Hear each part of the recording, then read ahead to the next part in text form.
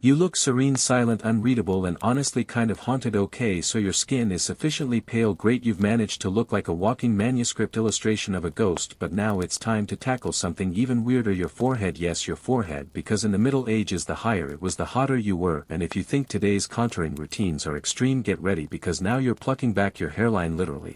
With tweezers, one hair at a time. This isn't a joke. The ideal medieval woman had a forehead that stretched halfway to her scalp. It was seen as a sign of intelligence, nobility, and spiritual purity, and to get that look women plucked, shaved, or even rubbed their skin raw with walnut oil or bandages soaked in vinegar to make the hair fall out. Eyebrows gone, baby hairs exiled. Sometimes they even shaved the top of their head back an inch or two just to push that hairline even further. Think of it as the original 5 head, and it was gold. The idea behind this forehead fetish is still debated by historians. Was it rooted in actual beauty ideals, or did it stem from religious iconography? Many depictions of the Virgin Mary showed her with a high, smooth forehead. No surprise, considering the church controlled most of art and culture, so women were expected to model themselves quite literally after the divine. A smooth, expressionless brow symbolized a calm, controlled nature. You weren't supposed to look emotional, you were supposed to look serene. Now imagine the daily maintenance. You sit by the hearth in the dim light of early morning, tweezers in hand, yanking out strands of hair while trying not to cry, because if you cry your skin gets puffy and then you'll have to smear crushed rose petals under your eyes to reduce swelling. Beauty in this world is a job, and you don't get days off. There's a wonderfully strange case from medieval France involving a noble woman named Isabeau of Bavaria. According to legend and maybe some dramatized accounts,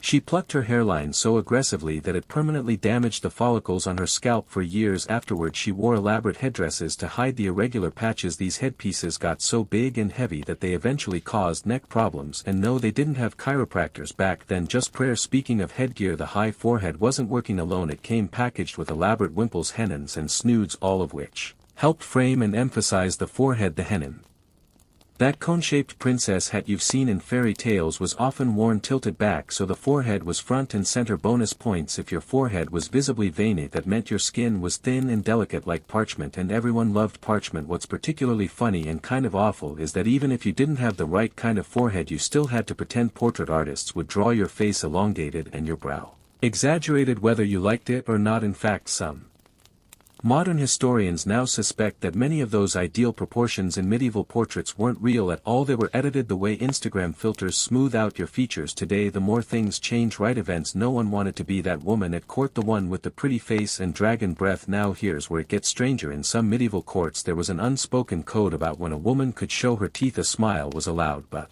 only the faintest, tightest version. Something Mona Lisa level, no open laughter that would reveal too much. Plus joy wasn't considered especially feminine. You were supposed to look ethereal, slightly sad, like you were waiting for your husband to return from war or for God to call you home. Anything more enthusiastic than that risked being seen as inappropriate. There's even a fringe theory among historians, definitely debated, that upper-class women were sometimes trained to suppress laughter, the idea being that joy made the face contort, which could reveal teeth, deepen smile lines, or ruin the delicate balance of their powdered skin. Whether this was a formal instruction or just a result of relentless social pressure we may never know, but the concept of facial restraint was very real. Beauty wasn't just about how you looked, it was about how still you could remain. Let's pause and consider. Imagine being a teenager in this world. Your friends are all trying to figure out how to make their teeth smaller and less noticeable. No braces, no whitening strips, just prayers and pumice. If you were born with crooked or large teeth, tough luck. You might be laughed at, avoided, or quietly pied. Some wealthier families even went so far as to remove visible murs to make their daughters' mouths look smaller. The pain, the risk of infection, worth it apparently for the chance of a good marriage. It wasn't all hopeless though. Some medieval beauty manuals, rare ones tucked away in monastic libraries, offer gentle remedies for whitening teeth and freshening breath without completely destroying your mouth. One such manuscript recommends rubbing sage leaves on the teeth and drinking wine infused with mint. Honestly, that's one of the more reasonable tips we've heard so far, and yet it's the quiet cruelty that lingers. The idea that you must silence your body to be seen as good. You had to shrink everything: your voice, your mouth, your appetite. The smaller you appeared, literally and metaphorically, the more perfect you became. So here you are again, sitting in your chamber. You haven't smiled in hours. You chew fennel seeds between meals and scrape your teeth with crushed eggshells. You avoid laughing even when something's funny, because beauty in this time, it's not joy, it's discipline. And if your teeth are starting to hurt, don't worry, that just means it's working. Your forehead is now the envy of every noble woman from London to Lubeck. You've sacrificed your eyebrows, your scalp, and probably your sanity, but You're finally achieving that prized look, a pale expressionless canvas ready to be admired and judged. But don't think you can relax just yet. Tonight we descend further into the mouth of madness. We're talking teeth, tiny, discreet, impossibly delicate teeth that never show, never smile too widely, and absolutely must not look like you've ever eaten anything harder than a grape. In medieval beauty law, the mouth was a contradiction. It had to be there obviously, but it shouldn't do much. No loud laughing, no toothy grins, no yelling across the courtyard because your goat got loose again. Lips were meant to stay closed, demure, mysterious, and teeth the smaller the better. Ideally your teeth were white, small, evenly spaced, and invisible 90% of the time. If someone actually saw your teeth, you were doing femininity wrong. This standard was rooted in more than just aesthetic taste. It had moral implications. A small closed mouth was considered a sign of modesty and self-control. Large teeth or a wide mouth, by contrast, were associated with gluttony, vulgarity, and sometimes even sexual promiscuity. Women with big mouths were seen as loud, opinionated, or worst of all, unladylike. The goal was to seem like you barely existed, just a soft breeze of a person with delicate bone structure and no opinions. Fun times. There's a fascinating passage in a 14th century French romance where the male hero praises the heroine's beauty by saying her teeth are so fine and small they would not break the skin of a grape. Romantic, right? Unless you're eating steak, then you're doomed. It's hard to chew nobly when your teeth are functionally ornamental. But medieval oral hygiene, yeah, that was another nightmare altogether. They didn't exactly have Colgate. People used a mix of herbs, vinegar, salt, and even burnt rosemary ash to scrub their teeth, assuming they even bothered. Most commoners didn't. Among the elite it was a little more common, but the focus was more on appearance than health. So while you might rub your gums raw trying to whiten your teeth, the idea of actually preventing tooth decay, that wasn't the priority. Which leads us to one of the more ironic tragedies of the period. The women who tried the hardest to maintain their teeth often did the most damage. There are records of women using ground coral and brick dust to polish their enamel. Yes, brick dust. It looked good until their enamel was completely gone and their teeth began crumbling in their gums. The ultimate in medieval beauty, small pearly teeth that eventually rotted out of your skull, but at least you looked pious doing it. Then there was the matter of breath. You couldn't show off your tiny perfect teeth with breath that smelled like boiled eel and sadness, so medieval women chewed herbs, often parsley, mint, or cloves. Some also used rosewater mouth rinses, which didn't do much medically but at least covered up the evidence of a questionable diet. In some parts of Italy, women were known to chew fennel seeds and even sprinkle ground cinnamon into their mouths before social. You're pale, hollowed, hairless in all the wrong places, and your mouth is small enough to pass medieval inspection. At this point you should be golden, right? But no, because now comes the part that ties it all together. Being thin, not just thin but fragile, ethereal. One skipped meal away from sainthood, because in the Middle Ages looking like you hadn't eaten in days wasn't just fashionable, it was holy. Fasting wasn't just for monks and mystics. Among noble women, not eating became a badge of both spiritual devotion and social superiority. The thinner you were, the more virtuous you were. Assumed to be a woman with a full figure might be considered healthy, sure, but she was also suspected of indulgence, gluttony, or even moral weakness. The ideal body was soft but slight, delicate but shapely, like a sculpture that might break if you breathed too hard on it. This wasn't some quiet internal practice either. In many aristocratic courts, fasting was flaunted. Women would attend feasts but barely touch the food, delicately sipping wine or picking at a piece of bread with exaggerated grace. It wasn't just about health, it was about power. Denying yourself pleasure, especially in public, sent a message: I am in control, I am closer to God, I am better than you. Now let's talk about St. Catherine of Siena. She's probably one of the most famous examples of religious fasting in the medieval era. Catherine claimed to survive for years on nothing but the Eucharist, literally a piece of communion bread. Some historians today believe she may have suffered from a condition now recognized as anorexia, though obviously no one called it that back then. Her starvation was interpreted as divine devotion. She was canonized, and her image, gaunt, sunken, glowing, became part of the beauty and spiritual ideal for women for centuries. And here's where it gets even murkier: spiritual purity and physical appearance weren't just connected, they were indistinguishable. A woman who was naturally thin and pale could be seen as blessed, maybe even saint-like. A woman who had to work at it through starvation, herbs that induced vomiting, or long nights of self-flagellation was still admired, but with a different flavor of reverence. She was admired for her suffering. There are quirky tidbits too, like the popularity of something called holy anorexia. It wasn't a medical term obviously, but a spiritual label applied to women who fasted to the point of hallucination and Ecstasy. Some noble families even encouraged this behavior in their daughters, seeing it as a shortcut to sainthood, or at least a way to increase the family's religious prestige. That's right, starving your child could be a career move, and don't get the wrong idea, men were doing similar things, especially in monasteries, but it hit women differently. Fasting became not just a religious act but a gendered performance. You weren't just purging your body of sin, you were proving that you were too holy for hunger, too pure for earthly needs. Your body wasn't yours anymore, it was a shrine. But let's rewind to the daily grind of it. Imagine waking up in your cold stone chamber with a roaring fire that doesn't actually do much. Your maid servant brings in your breakfast, a stale crust of rye and a cup of goat's milk, but you wave it away. You're fasting, which really just means keeping up appearances. Your head aches, your limbs are weak, but you smile faintly and go about your day. You faint during morning prayers. Everyone pretends not to notice. Among your circle of noble women there's an unspoken competition: who can eat the least, who can go the longest between meals, who can survive on herbs and broth and still stand upright at mass. It's brutal, it's isolating, is revered. Even the fashion of the time reinforced this. Gowns were tight around the rib cage and torso, emphasizing a narrow waist. Lacing was used to cinch the body. Not yet full corsetry, but an early form of it. Some gowns had no stretch and could barely accommodate a full breath, let alone a meal. The silhouette of the day was long, narrow, almost reed-like. Rounded curves were okay, hips and busts had their place, but the stomach had to be flat, the ribs discreet. Your whole frame was supposed to say, I exist, on air and prayer.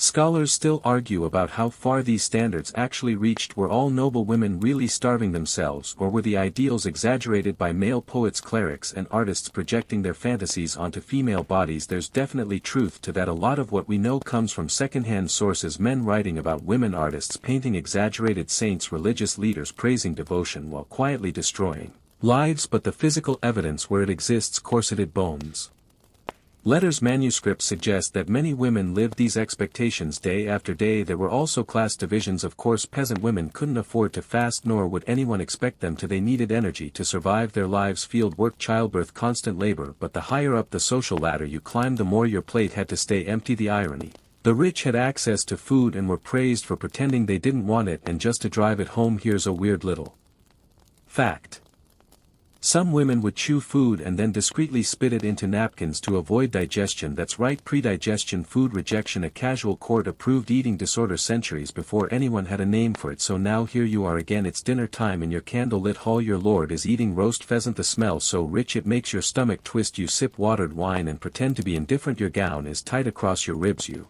haven't eaten a full meal in days, but everyone praises your lightness and your grace. You feel dizzy and someone leans over and says, you look radiant tonight.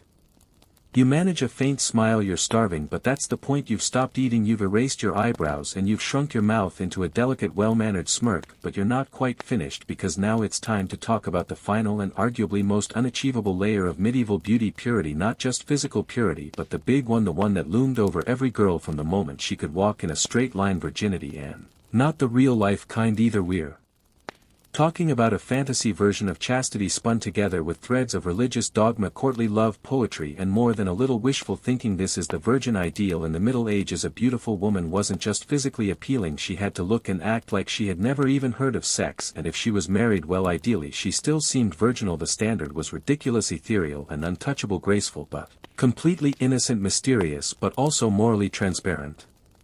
Basically, you were expected to be a walking contradiction in a really expensive dress. It all stemmed, of course, from the religious climate. The Virgin Mary was the ultimate role model. She was seen as the perfect woman, kind, obedient, selfless and eternally untouched. Artists and poets bent over backward to make her the centerpiece of womanhood. That meant real women, living, breathing, complex women were expected to mold themselves into that impossible shape: pale, passive and pure. Let's put you in the mindset. You're 13, maybe 14, old enough for marriage negotiations to begin. Your mother has already warned you to walk modestly, avoid eye contact with men and never speak above a whisper unless addressed directly. You've been taught how to sit with your ankles crossed, how to lower your eyes demurely and how to say no with just the right amount of angelic confusion. You've also been warned that even looking too interested in something, anything, might make people think you're impure. Passion, after all, was suspicious. Even your clothing reflects this bizarre blend of innocence and allure. Your dress might be modest in cut but made from expensive fabrics that whisper privilege. You might wear a veil over your hair, not just for fashion but because visible hair was associated with temptation. The more covered you were, the more good you appeared. Modesty wasn't just suggested, it was legally enforced in some regions, literally. In parts of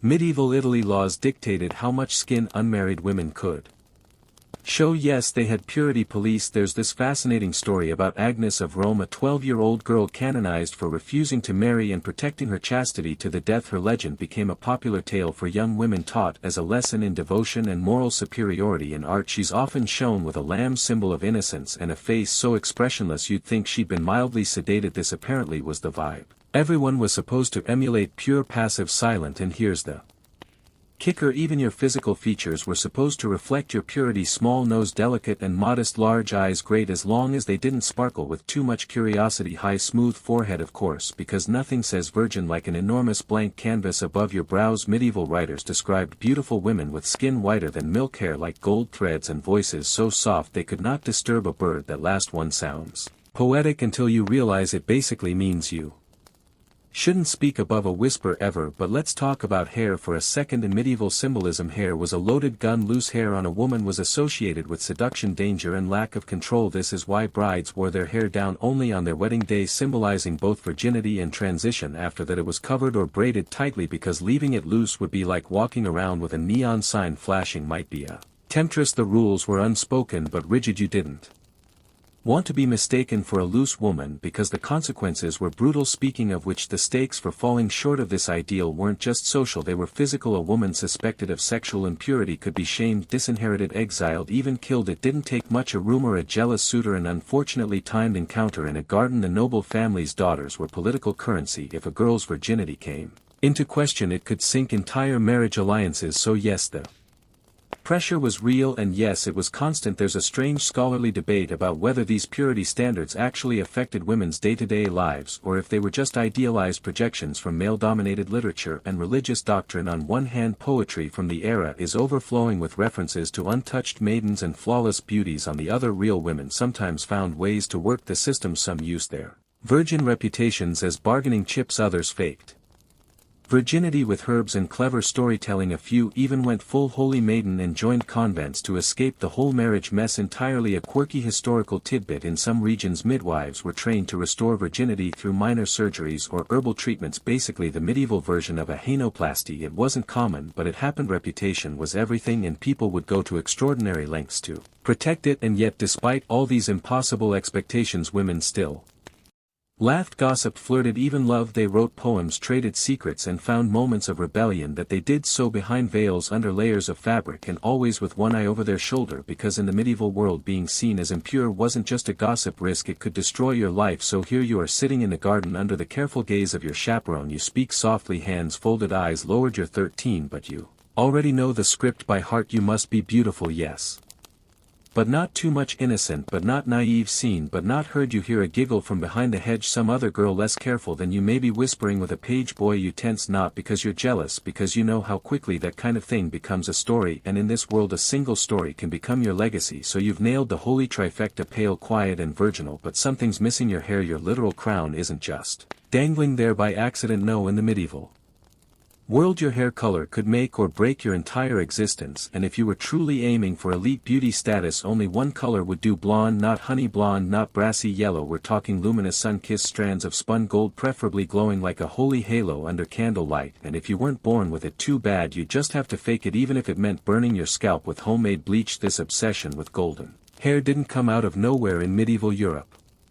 Blonde was shorthand for purity, youth and heavenly grace. Artists painted angels and saints with flowing blonde locks, even if they were depicting women from regions where blonde hair wasn't exactly genetically common. The symbolism ran deep. Blonde meant divine, blonde meant delicate, blonde meant you'd probably die young. And wasn't that just lovely for brunettes and redheads? This was a problem, so women got to work with a variety of horrifying DIY treatments to lighten their hair. One method involved soaking your hair in a concoction of lye, alum and stale urine.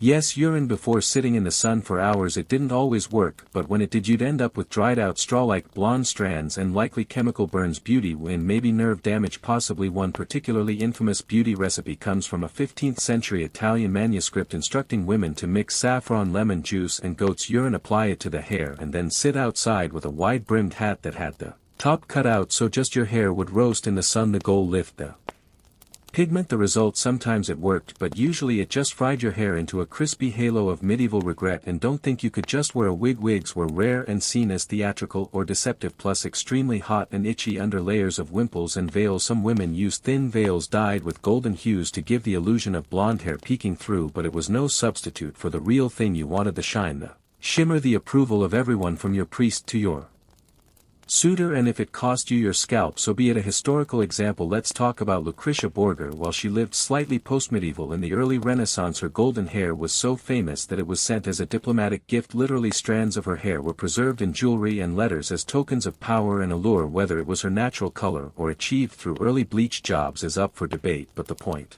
is clear: golden hair meant influence. It turned women into legends, or at least well-married nobles. Of course, this aesthetic ideal excluded whole populations. Dark-haired women, especially those from southern Europe or the Middle East, were often portrayed as seductive, dangerous, or morally ambiguous. In medieval poetry, a dark-haired temptress usually spelled trouble for the hero, while the golden-haired maiden was the one he'd take home to his castle. The racial and cultural undertones here allowed blonde wasn't just beautiful, it was seen as better. Now here's where it gets interesting. While the church pushed for modesty and chastity, the romantic literature of the time, courtly love tales, troubadour poetry, fueled the obsession with blonde hair even more. In these stories, the perfect lady was always golden-haired, gentle, and mysteriously sad. Men fell to their knees for her, sang ballads under her window, or died in duels defending her honor. Blonde hair became the symbol not just of holiness but of high drama, so naturally women copied the ideal even if they knew it was fiction, even if they knew it was dangerous. There's a documented case in 14th century England of a noble woman who went blind after accidentally getting bleach in her eyes during a hair lightening session. Her servants testified that she'd been trying to match the golden shade of a lady in a painting, art imitating life or life imitating art, with a side of permanent eye damage, but the consequences weren't always so visible.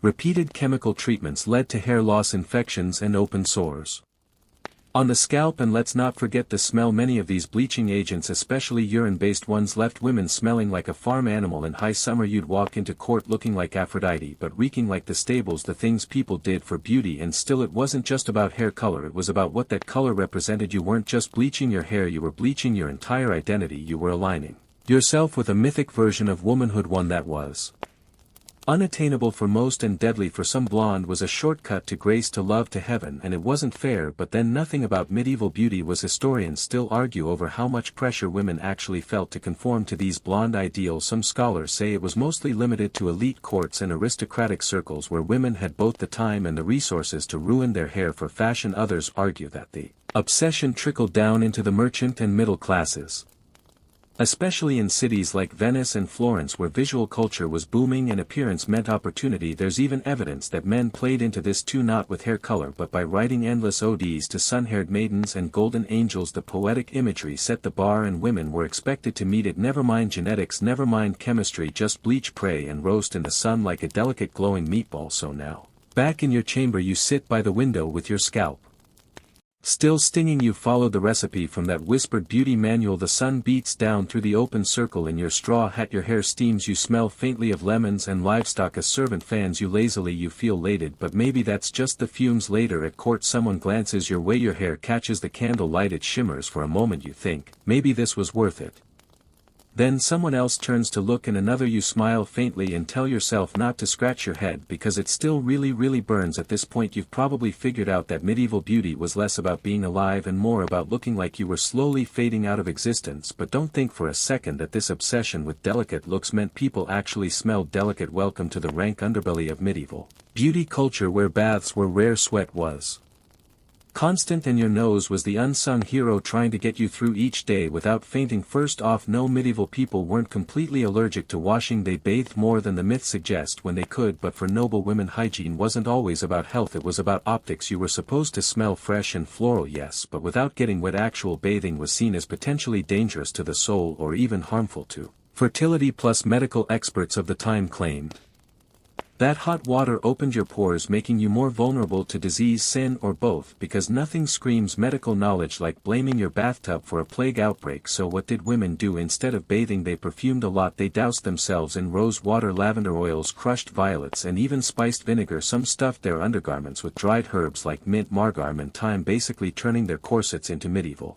potpourri satchels. Linen, chemise, and veils were Also frequently laundered more so than the body itself, and a constant attempt to trick people into thinking cleanliness was happening. And then came the masks, no, not COVID style but scent masks, perfumed gloves, pomanders, small perforated balls filled with aromatic resins, and even garlands worn around the neck or pinned inside dresses. These weren't just decorative, they were all factory armor. The upper classes understood that things stank. The key was to stink better. Let's talk about hair, since we just tortured it in the last section. If you thought scalp care was a modern obsession, think again. Medieval women often went weeks without washing their hair, instead rubbing it with scented oils to mask the natural buildup. Rosemary, clove oil and bay leaves were popular choices, not for cleanliness but to convince people your head hadn't turned into a small ecosystem. One quirky tip from a 14th century beauty manual recommends boiling rosemary and wine and using the mixture to rinse the hair and cheer the brain. Sounds nice until you remember how often lice made themselves at home in those braids and veils. Delousing was a constant itchy battle. Women used special combs, vinegar rinses and prayers, lots of prayers. Now not everyone could afford the luxury of smell masking oils and herbs. For poorer women, especially in the city's public bathhouse, were a more realistic option until the church decided they were too sinful, because apparently bathing in the same room as other people was a gateway drug to lust, disease and moral collapse. Many bathhouses were shut down or heavily regulated, and women were expected to wash modestly at home using a basin, a cloth and whatever level of shame they could muster. But here's where things get contradictory again. The same society that scolded women for washing too much also expected them to look and smell immaculate, not just passively clean but spiritually fragrant. Writers of the time would describe their ideal women as smelling like lees, honey or spring rain, never sweat, never food, never God forbid reality. And of course the pressure to smell right wasn't evenly distributed. Noble women were held to impossible standards. You were expected to sit through hours of court, layers of heavy clothing, stuffy rooms, and still somehow radiate the scent of divine approval. One wrong whiff and suddenly the gossip started. She's been writing too much, someone might whisper, or worse, she's not what she pretends to be. One historical figure worth mentioning here is Isolde of Brittany, the often overlooked foil to the famous Isolde in the Tristan legend. She was praised not just for her golden hair and pale skin, but for smelling like flowers even after travel. Whether that was a poetic metaphor or just the result of an extreme perfume habit, we'll never know, but the idea stuck. The perfect woman didn't just look good, she smelled like a meadow in May. Of course there's a scholarly debate around how seriously we should take all this. Some historians argue that medieval people were far more pragmatic than the surviving beauty manual suggests, but maybe the pressure to stay fragrant wasn't quite so dramatic.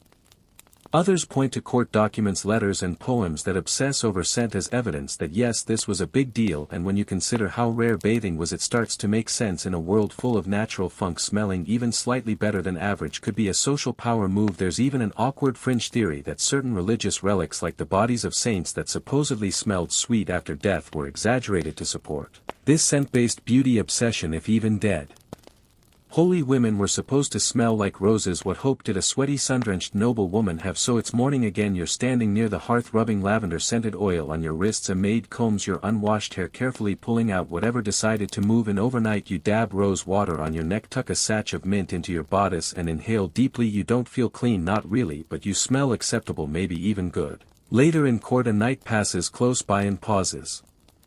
He leans in. You smell, he says softly, like the first day of spring. You smile faintly, you're sweating under your layers, your scalp itches, and you haven't had a real bath in weeks, but no one has to know. Let's say the lavender oil didn't quite do the trick and your natural medieval musk is getting ambitious. No worries, because this is where you reach into your little wooden cosmetics chest and pull out the really serious stuff, your skin cream. And by cream we mean a bubbling cauldron of ingredients so toxic even your local apothecary raises an eyebrow. Tonight you're diving into the glamorous and horrifying world of medieval makeup, where lead, mercury, arsenic and vinegar were casually mixed into something you smeared directly onto your face. Let's start with Souci. Sounds elegant, doesn't it? Like some French artisanal paste sold in a boutique. In reality, Souci was a thick white paint made from vinegar and white lead, aged in clay pots until it congealed into a smooth, deadly cream. Women used it to achieve that perfect no blood circulating here look. Cirrus covered freckles, blotches, and the overall stress of surviving in a world with no antibiotics or civil rights. It made you look angelic. It also made your skin peel off in strips if you wore it too often. One documented case involved a noble woman in England who used Souci daily to maintain her famously pale complexion. Eventually her skin became so raw and damaged that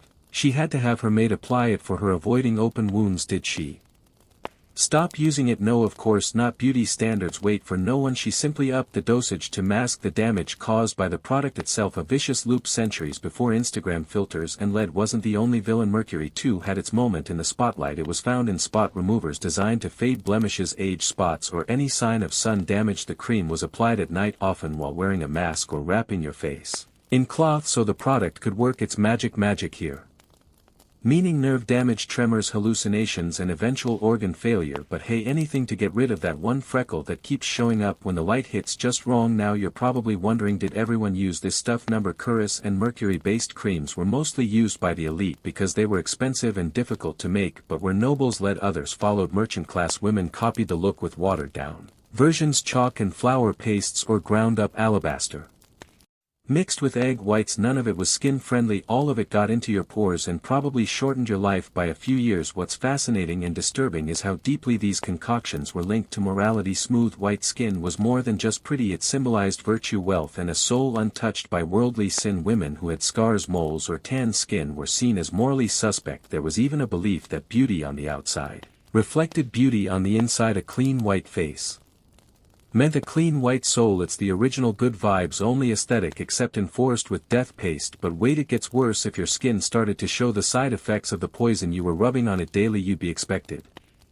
to hide that too. Blistering. Try a blend of rose water and crushed pearls. Skin turning gray. That's when you pull out the rouge, a toxic red dye made from cinnabar aka mercury sulfide. That's right, to hide the effects of one poison you applied another. Eventually your whole routine was just chemical warfare happening in slow motion across your face. There's a weirdly charming footnote to all of this. Some women, particularly those in remote or rural areas, opted for homemade masks made from bread dough, honey, or even snail slime. Yes, snails. People believe that snail mucus could rejuvenate the skin. It sounds outlandish, but fun fact, snail mucin is now in high-end Korean skin art. So hey, the medieval ladies may have gotten that one accidentally right. Still, that was the exception. For most, beauty was a ritual of slow decay. You'd wake up, scrub your face with vinegar and salt, apply lead-based paint, dab your cheeks with something red and questionable, powder it down with rice flour, and then pray it stayed on through mass and midday gossip. By evening your face felt like a dry lake bed, cracking with each blink, each smile, each whispered comment about whose cousin was secretly in love with a monk. And of course the cycle never stopped. The second you washed it off, your real skin looked worse, more sallow, more irritated, more human. You had no choice but to start again the next day and the day after that until your skin no longer had anything left to give. Scholars still argue whether these cosmetics were used primarily for beauty or as a form of social control. Some believe the emphasis on paleness and perfection was a way to reinforce the power structure, nobles above peasants, women above no one. Others think women used cosmetics to reclaim a sliver of control in a world that offered them very little. By painting your face you shaped your own myth, even if the myth was slowly killing you. And then there's the question of how men fit into all this. Noblemen didn't usually wear makeup unless they were actors or very French, but they were often the ones praising, critiquing, and setting the standard for what women should look like. Artists painted impossibly smooth-faced ladies, poets sang about women with porcelain skin and berry red lips, clerics wrote moral treatises about how vanity was evil unless it was beautiful. Hypocrisy as always was well-dressed. So now back in your room you open your small wooden box, inside your Saris, your powdered cinnabar, your chalk, your oils. You look in the mirror, your skin is blotchy, your cheeks roar, you dab, you blend, you smooth, you create the illusion of health, virtue, perfection. Later as you walk through the halls someone comments, your skin is like ivory. You smile and try not to think about how by 35 your teeth might fall out and your bones could start to ache for reasons no one understands yet. But tonight you're glowing. You were ready to make everyone in court assume you were just too delicate to exist in this cruel world. This ideal wasn't just about looking unwell, it was about hinting at something deeper. A woman who looked physically weak was often assumed to be emotionally sensitive, artistically inclined, and spiritually advanced. Men wrote poems about their lovers as fading roses, melting snow, and ghostly maidens. You weren't supposed to be of this world, you were supposed to look like you were barely tolerating it. Now here's the creepy twist, the beauty of the sickly look blurred the line between life and death. It wasn't uncommon for women to be compared to corpses in love poems. She lay still as marble, one poet wrote, her breath so light it stirred not the air. Romantic, right? Also mildly terrifying, but this was the mood you didn't just want to look passive, you wanted to look perishable. A perfect example of this can be found in the court of Burgundy, where pale skin and sorrowful expressions became something of a competitive sport. Ladies would faint during church services, swoon during dances, and recover just in time to offer a small trembling smile. One noble woman reportedly claimed to drink only rose water for an entire week before a royal banquet, so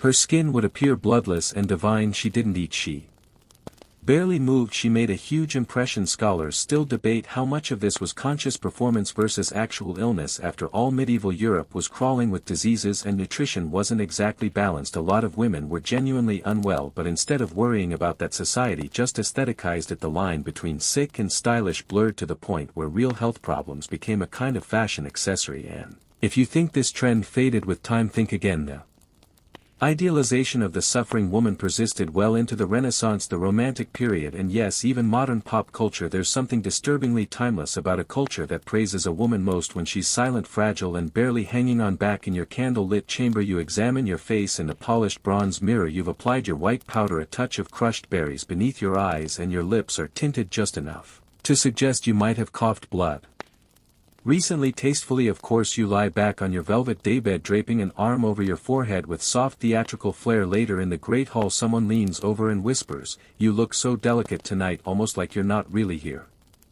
You smile faintly. That's exactly the look you were going for. You're glowing all right, but it's less the glow of health and more the faint shimmer of chemical exposure. Still, in the flickering torchlight of the great hall, no one sees the damage under the layers. They see the alabaster skin, the veiled golden hair, the modest smile. You've perfected the mask, but tonight we're going to talk about a trend that took all this delicate dying swan beauty and gave it a proper gothic twist, because for a while looking sick wasn't just fashionable, it was practically divine. Welcome to the age of the sickly look, when everyone wanted to appear one fainting spell away from sainthood. This wasn't some isolated aesthetic, it was woven through every painting, poem, and whispered rumor. At court, women were praised for looking pale to the point of translucent hollow cheeks, dark shadows under the eyes, even a slight bluish tint to the lips. These were beauty markers. It wasn't about radiance, it was about fragility. The goal was to appear physically delicate and emotionally subdued, as if the weight of the world, or your own corset, was just too much. The link between beauty and sickness wasn't new in medieval Christian thought. Suffering had redemptive value. Saints were beautiful in their affliction. Women who bore pain with grace were seen as spiritually elevated. So when you looked like you might swoon at any moment, it wasn't cause for alarm.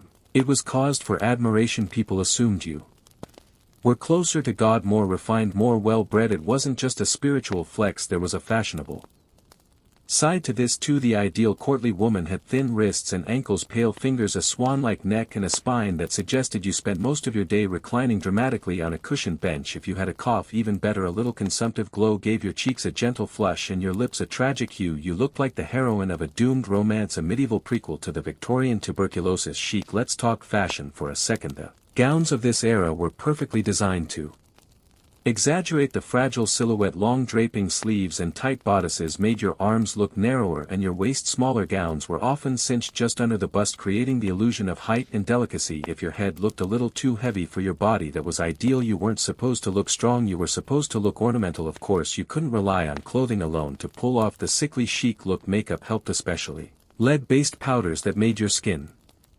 unnaturally white and powdery, but some women went a step further, using berries or beetroot to gently darken the under-eye area. That's right, they created the illusion of eye bags on purpose. Anything that made you look more tragic, more romantic was fair game. One particularly dramatic beauty trick involved gently pressing a cold spoon under the eyes to encourage slight swelling and bruising. The result, a soft puffy under-eye shadow that whispered, "I haven't slept in days and I've been weeping about my lover who died in the Crusades." Combine that with a fluttering fan and a strategically placed lace handkerchief, and by now you've mastered the look. Thin enough to look holy, pale enough to appear freshly embalmed, and perfumed to the point of distraction. But just in case you thought this whole beauty circus was limited to women, allow me to direct your tired eyes to the young men of the medieval courts. No, they didn't get a free pass. Sure, they weren't bleaching their scalps with goat pee or smearing mercury under their eyes, but trust me, medieval masculinity came with its own punishing list of requirements. Tonight let's talk about the impossible standards for men too, because if you think your corset's tight, imagine trying to look brave, rich, and holy while surviving hand-to-hand combat. Start with the basics. The medieval dream boat. He's tall but not so tall that he looks awkward. He's lean but muscular, ideally a kind of wiry strength like a sword with abs. His face sharp, Clean-shaven with a high forehead, yes, they plucked hairlines too, a straight nose and clear unblemished skin, his hands delicate but calloused in just the right places. You wanted to look like you read poetry by candlelight but could still murder a guy before breakfast. So how did men keep their skin smooth and their features sharp in a world with no barber hops, no razors, and a medical system that thought sneezing too hard might summon demons? The answer: very carefully and often painfully, upper ass.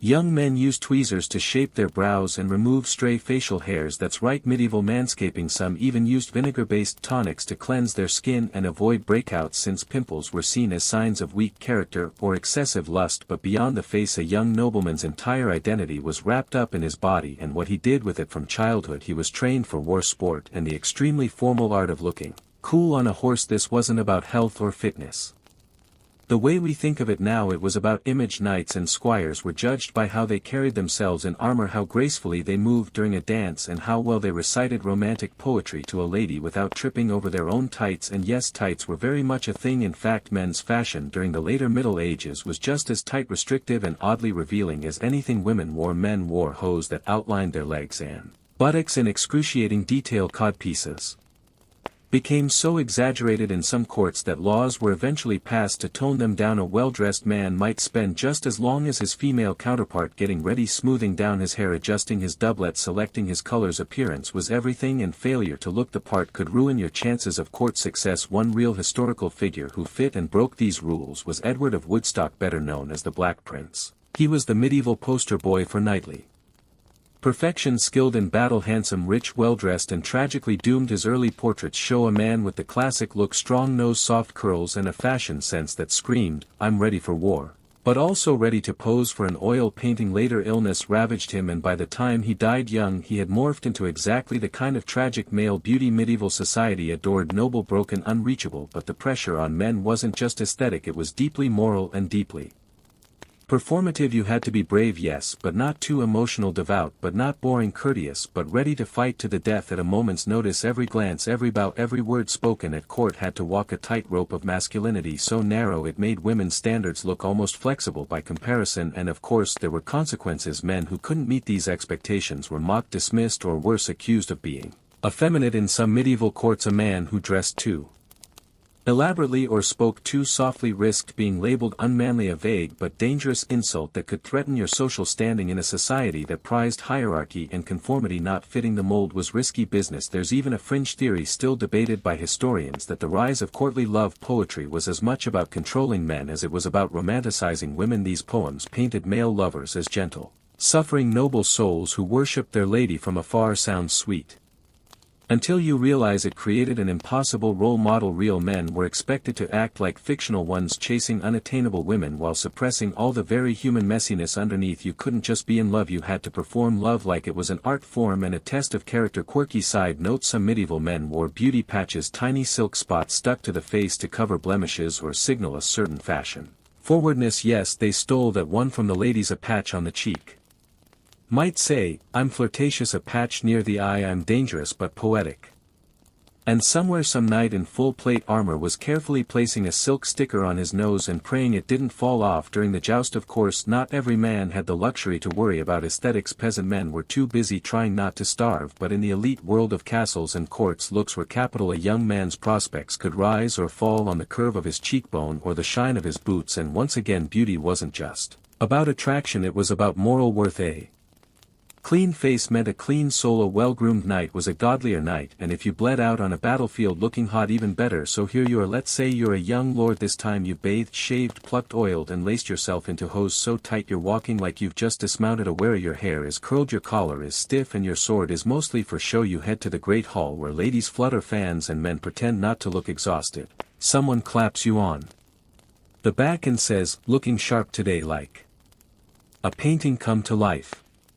You nod, smile slightly, say something poetic about the moon, then walk away, making sure your cloak billows behind you just right. Whether she actually did anything scandalous, her mouth alone could suggest things the church would rather not discuss in polite company. There's even a record of a noble woman in France whose marriage negotiations fell through after a rival court sent a portrait exaggerating her lip size. The message was clear: she was too sensual, too proud, too dangerous to be a wife. She Ended up joining a convent. Her mouth apparently spoke louder than her actual words ever could. And then there was the matter of smiling. As we mentioned earlier, too much smiling was frowned upon, pun intended. A closed mouth was ideal, slightly upturned corners perfect, a visible grin suspicious, a full laugh scandalous, open laughter especially with teeth made a woman seem less mysterious, less controlled. And remember, mystery was currency. Too much emotion, especially joy, was read as immodest, even unfeminine. Your lips were supposed to hover between silence and suggestion, never fully committing to either. But not all lip-related messaging was visual. Some women, particularly in the French and Italian courts, wore scented balms that made the lips subtly aromatic. Rose-infused wax, clove oils and honey-based glosses were popular among those who wanted to keep their mouths soft and inviting without appearing too forward. Again, it was all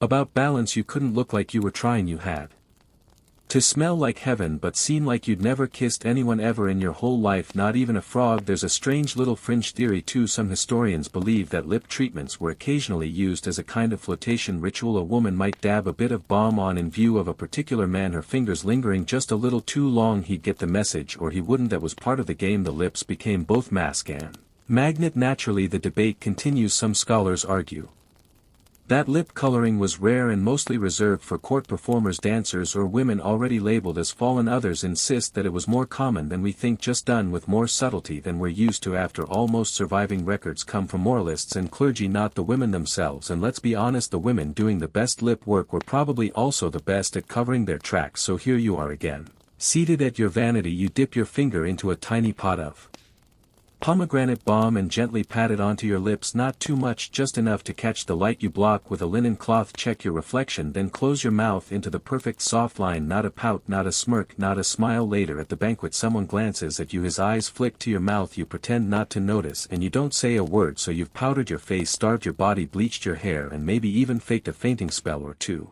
You've committed to the look. But what if we told you it didn't stop there? Because long before the corset became the ultimate symbol of beauty through torture, medieval women had already mastered the art of physically reshaping their bodies with clothing. That's right, it's time to talk about the early precursors to corsets, the tight-laced bodices, the rigid kirtles, the bone-stiffened garments that squeezed women into silhouettes dictated not by comfort but by patriarchy and pageantry. Now technically the corset as we know it didn't fully arrive until the Renaissance, but let's not kid ourselves. Medieval noble women were already living that laced-up life. They wore fitted undergs known as cot or kirtles, which had to be carefully laced to create a cinched-in waist and an elongated torso. You couldn't just pull one on like a comfy hoodie. These things required help, servants, patience, and a willingness to exhale for no one. The goal was always the same: to make the body conform to the ideal: a long narrow torso, a small waist, gently sloping shoulders and modestly rounded hips, not too curvy, not too strong, just enough femininity to suggest you were capable of bearing children but not enough to imply you might be good at it. Subtle, contained, decorative. Don't be fooled by the romantic paintings. Getting into these garments wasn't elegant. It involved awkward twisting, sucking in your breath and trying not to gag as someone yanked on the laces behind you. Often the cords would dig into the ribs or bruise the sides if pulled too tight. Linen shifts worn underneath helped reduce chafing, but not much. And remember, there was no elastic, no spandex, no mercy. One real-world account comes from the household records of the Duchess of Berry, whose ladies-in-waiting reportedly spent up to an hour a day dressing her. Just the torso section. Her undergarments had to be adjusted multiple times depending on the activity of the day. Sitting for long hours, slightly loosened, public procession pulled tighter to present a figure worthy of devotion. Translation: she needed to look like an elegant tortured saint on wheels. And here's a wild little twist: in some cases these garments weren't just form-fitting, they were actually reinforced with stiff materials like reed, whalebone, or even metal strips. These weren't corsets yet, but they were moving in that direction. The fashion was evolving, the torture intensifying. By the late 15th century some bodices were so stiff women couldn't bend at the waist. You didn't sit, you reclined. If you dropped something you waited for a servant to pick it up. God forbid you needed to run, but that was the point. Running wasn't beautiful, and we haven't even touched the layers over the tightly fitted kirt. You'd wear a gown sometimes too. The outer gown might weigh 10 or 15 with heavy embroidery, jewels and thick velvet sleeves that swept the floor. The idea wasn't to move gracefully, it was to move like someone being slowly ushered toward sainthood. Slowness was beauty, stillness was grace, movement was for peasants, laced and perfumed, pale as polished bone. You've done everything right, or so you think, but tonight we're zooming in on one last tiny detail that could unravel your entire aesthetic if you weren't careful. Your lips. That's right, those two little lines of flesh on your face were a battlefield all their own, because in the Middle Ages lips weren't just for speaking, they were for signaling, and if you weren't careful they could speak volumes about your Morality, your class, your secrets. Even when you kept them perfectly closed. Let's start with color. You might assume that rosy healthy looking lips were all the rage. You'd be wrong. Medieval beauty leaned toward the ethereal, the otherworldly. Bright red lips were considered a little too lively, too earthy, too lustful, and lust, as we've covered, was a serious aesthetic. No, a slight pink tint maybe, but anything darker could get you side-eyed by a priest, or worse, suspected of intentional temptation. And here's where things get complicated.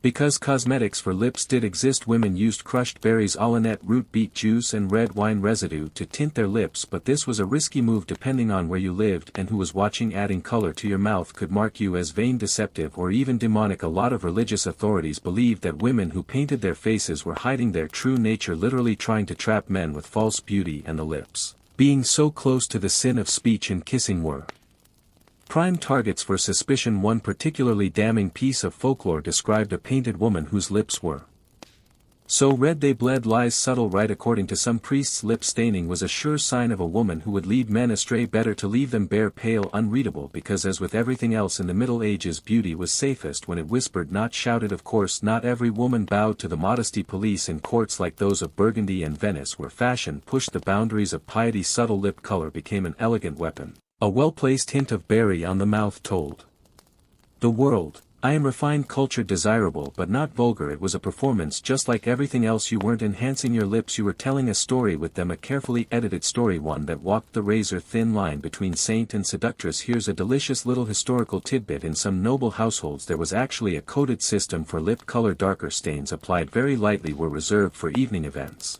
especially when the room would be dimly lit by candlelight and firelight. The lips would appear flushed but not painted, warm but not want. Some beauty guides even suggested applying a first coat, blotting it, and then applying a second. Yes, medieval women invented layering. Take that, modern makeup hacks. But that wasn't the only secret language being spoken. Lip size mattered too. Small pursed lips were considered the height of refinement. They suggested self-control, discretion, chastity. Large or full lips, that was a problem. They hinted at appetite.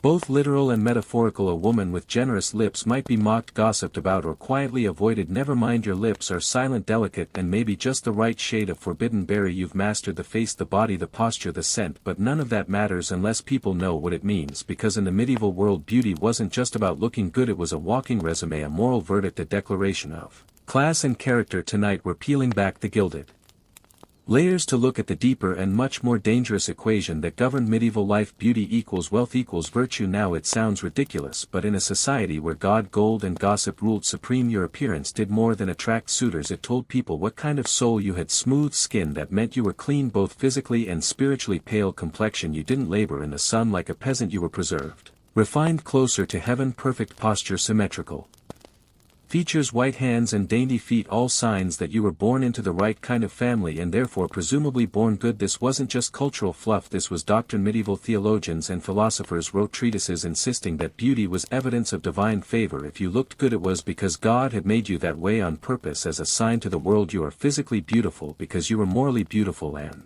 the reverse was assumed just as confidently. Flaws of the body, flaws of the soul. Now imagine what this meant for anyone who didn't fit the mold. A crooked nose might mark you as devious. A birthmark could mean you were cursed. Too much hair might want to double check for demonic influence. Even scars from accidents or illness weren't viewed neutrally, they were read like warnings. People believed the body revealed the truth of the inner self, and that was a terrifying standard to live under. And let's not forget money's role in this mess, because of course the ideal medieval beauty, like most things in history, was expensive. The lotions, the powders, the gowns, the delicate veils, none of it came cheap. Peasant women couldn't afford saffron hair rinses or imported perfumes. They couldn't even afford mirrors, let alone the time to sit in front of them, and so the ability to be beautiful became exclusive, a symbol of status just as much as a coat of arms. Even features themselves were linked to wealth. Thinness was often celebrated because it meant you didn't work the fields. Fragility suggested you were cared for, kept indoors, sheltered. Long fingers showed you never had to grip a shovel. Smooth hands said you didn't sew, wash, or knead bread. The farther removed you were from labor, the more angelic your body became in the public imagination. Now you might be wondering, did people really buy this nonsense? Oh yes, it was baked into the medieval worldview. Artists painted noble women with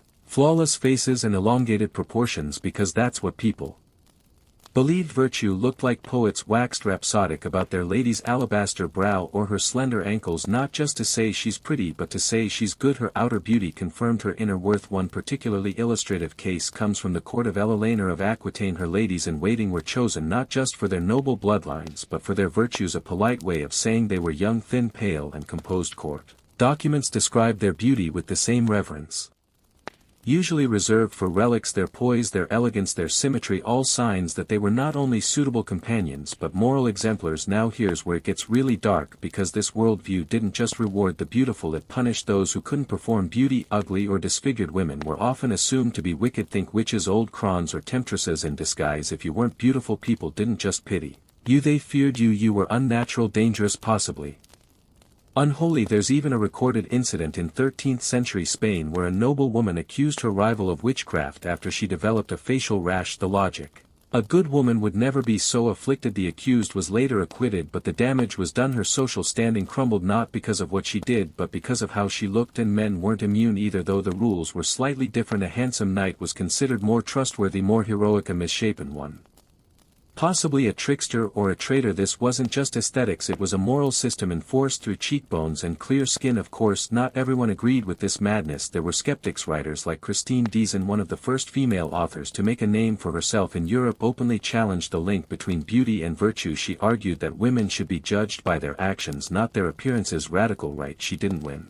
the war, but her words planted seeds that would bloom centuries later. Even today scholars debate how much people actually believed in this beauty equals goodness nonsense. Was it literal, symbolic, convenient? Probably all three. It made life easier for the powerful and harder for everyone else, and that's usually how these systems work. Back in your chamber you adjust your veil in the mirror, your skin is powdered, your cheeks faintly flushed, your posture perfect, but tonight you feel it beneath the layers of silken meaning. There's a hum of anxiety. You've been watched all day, evaluated, praised and silently judged. A maid brings in a letter. A suitor has written a poem. He calls you an angel of form and faith. You read the words and smile because you're supposed to, but you wonder if your skin was scarred, if your body was different, if you laughed too loud or frowned too often. Will he still see the angel or just a woman? You've spent the day sculpting yourself into a living statue of virtue, powdered, veiled, well-mannered and ghostly pale. You've learned how to perform wealth, display chastity and shrink into the outlines expected of you. But let's not pretend this performance was entirely voluntary. No, there were actual laws, written, enforced and sometimes absurd, that dictated what you could wear, how you could wear it and what fabrics were above your station. Welcome to the world of sumpter laws. Medieval fashion police, where dressing too well could land you in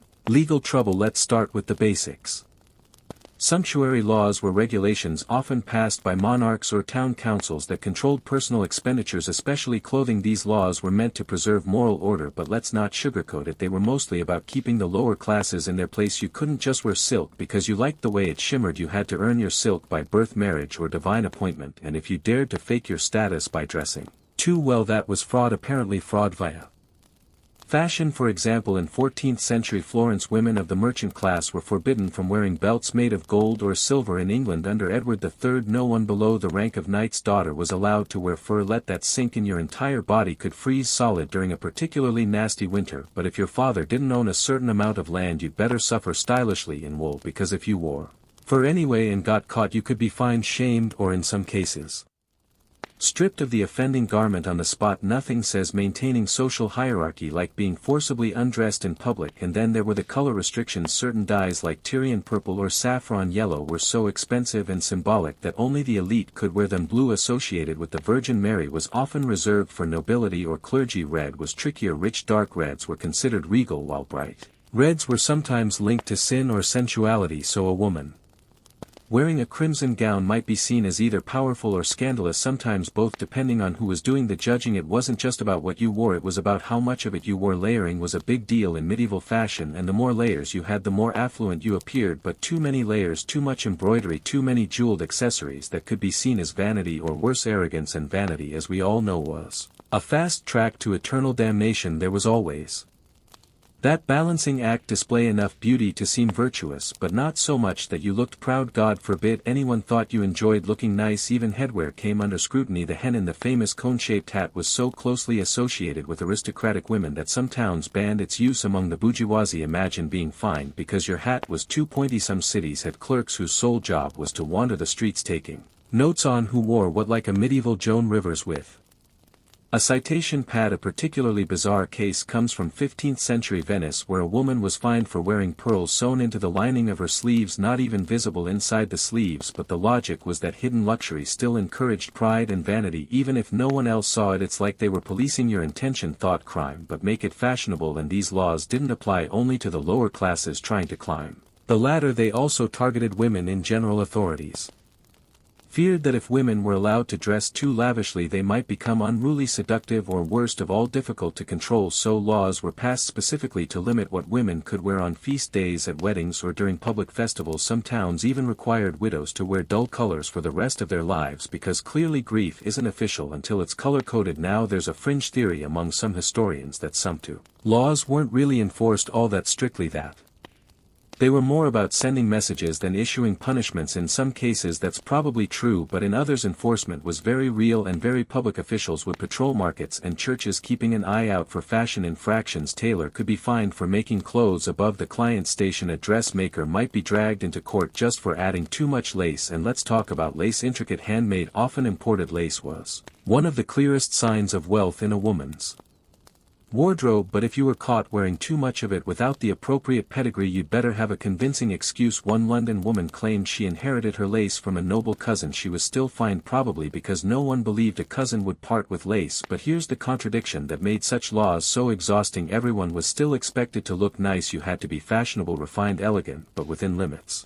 It was like being told to paint a masterpiece with half your colors banned and your brush under surveillance. Women were particularly vulnerable to this paradox. They were judged constantly by clerics, by men, by one another, yet denied access to the very tools that would help them succeed in those judgments. And underneath it all was fear. Fear that blurred class lines would cause chaos. Fear that beautiful women would lead men astray. Fear that too much fabric or too fine a trim would awaken some dark, anarchic impulse in the village square. Sumptuary laws weren't about modesty, they were about control, and like most systems of control they punished the ambitious, the imaginative, the out of place. So now let's imagine you standing before your wardrobe, a beautiful carved chest full of linens, velvets, and silks. You pick out a gown, it's elegant but modest, a little embroidery at the cuffs, a tasteful belt. You slip it on, smooth it down, and wonder, will anyone think this is too much, too little, too bold?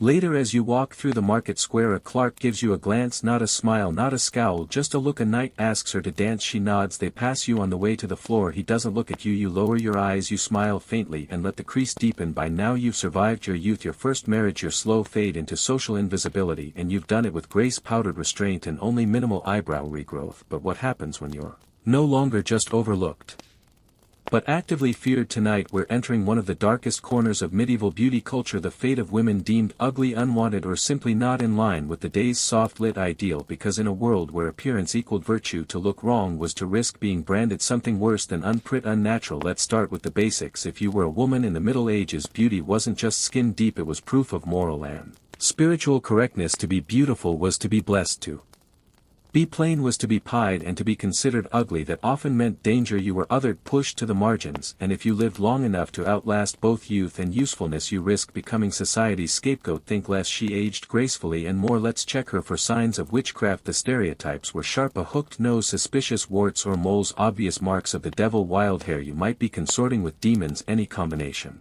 of these features could brand you a threat, especially if you were poor, widowed, or lived alone. Beauty ideals weren't just about aspiration, they were about boundaries. Step outside them and you became an easy target. There's a chilling record from 15th century Germany of a woman named Hilda, a midwife who was known for her sharp tongue and unkempt hair. After a local noblewoman's child died in childbirth, Hilda was blamed not because of her actions but because of how she looked. Her unkind features, her sharp bones, her evil squint, all presented as evidence of guilt. She was accused of witchcraft, tortured, and eventually executed. The case never mentioned medical negligence, just her face, and that's the horror of it. Medieval society wasn't kind to women who didn't conform to beauty standards, but it was ruthless to those who actively defied them. An aging widow with a crooked spine might inspire whispers. A woman with facial scars from illness could be avoided in the market. A girl born with a birthmark might be warned that it was a devil's kiss before she could even spell her own name. It's not just that people feared ugliness, it's that they interpreted it. Everything was symbolic. The body was a canvas on which God supposedly painted the soul. So if your features were asymmetrical, or you had a limp, or you weren't conventionally attractive, people assumed your inner life was equally twisted. You were angry, bitter, cursed, and women bore the brunt of this projection. There's even a 14th century treatise by a theologian who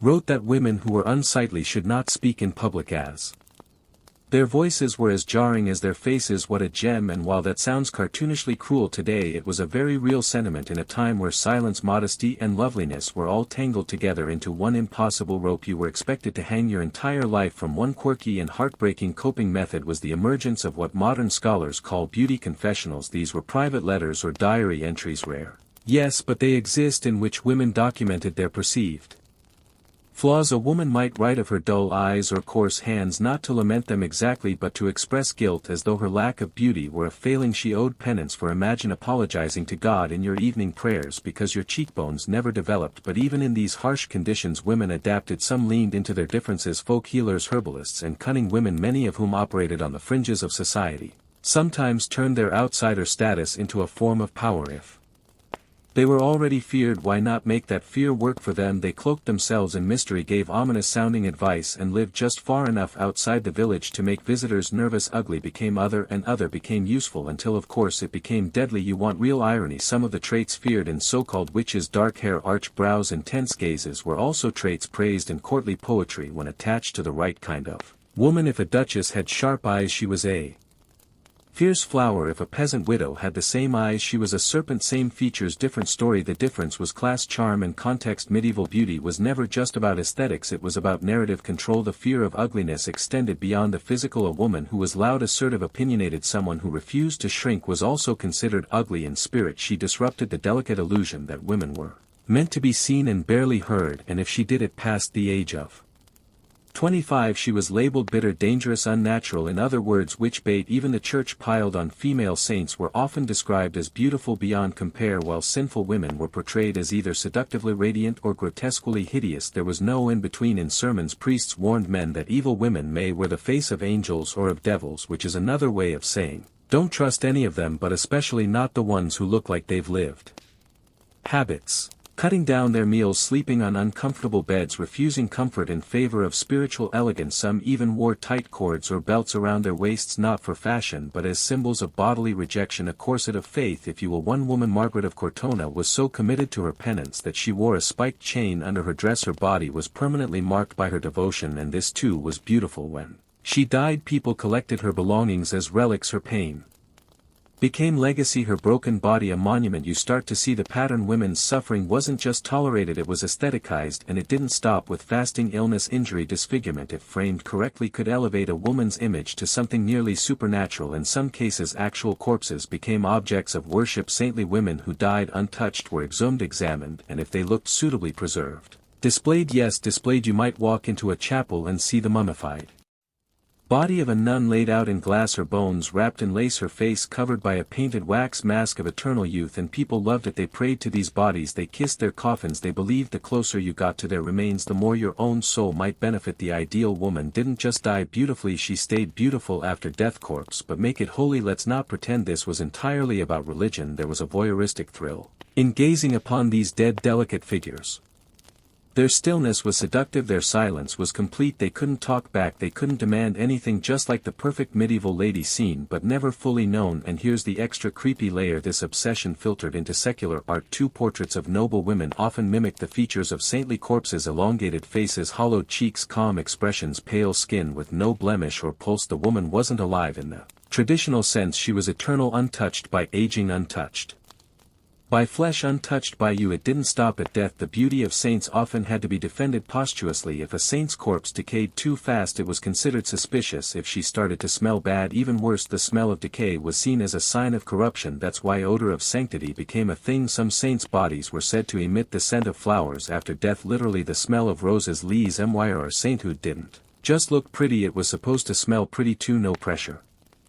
There's one case where this got particularly weird. St. of Luca's body, which allegedly remained intact for centuries, was once examined and described in loving detail by church officials. Her tiny feet, her delicate hands, the state of her teeth, all catalogued like a bridal checklist. You'd think they were shopping for a wife, not preserving a relic. Scholars have long debated the meaning of all this. Was it about purity, control, the ultimate erasure of female agency? Probably all of the above. These Saintly bodies offered a fantasy of perfect womanhood, no appetite, no resistance, no decay, just beauty in the shape of surrender, but not every woman went along with it. Some rebelled. Hildegard of Bingen, for example, was canonized despite being loud, opinionated, and very much alive in her lifetime. She didn't shrink into pious silence. She wrote music, science, and philosophy. Her portraits show her with her eyes wide open, mouth slightly parted, ready to speak. She was a rare exception, a woman allowed to be both brilliant and visible, but her kind was rare. So now it's evening, you sit in the convent's quiet chapel, candlelight flickering off the silver bones of a saint displayed in a glass case. Her smile is painted on her face, a mask of eternal serenity. Around you other women pray. You close your eyes and fold your hands, and for a moment you wonder, is this peace, is this power, or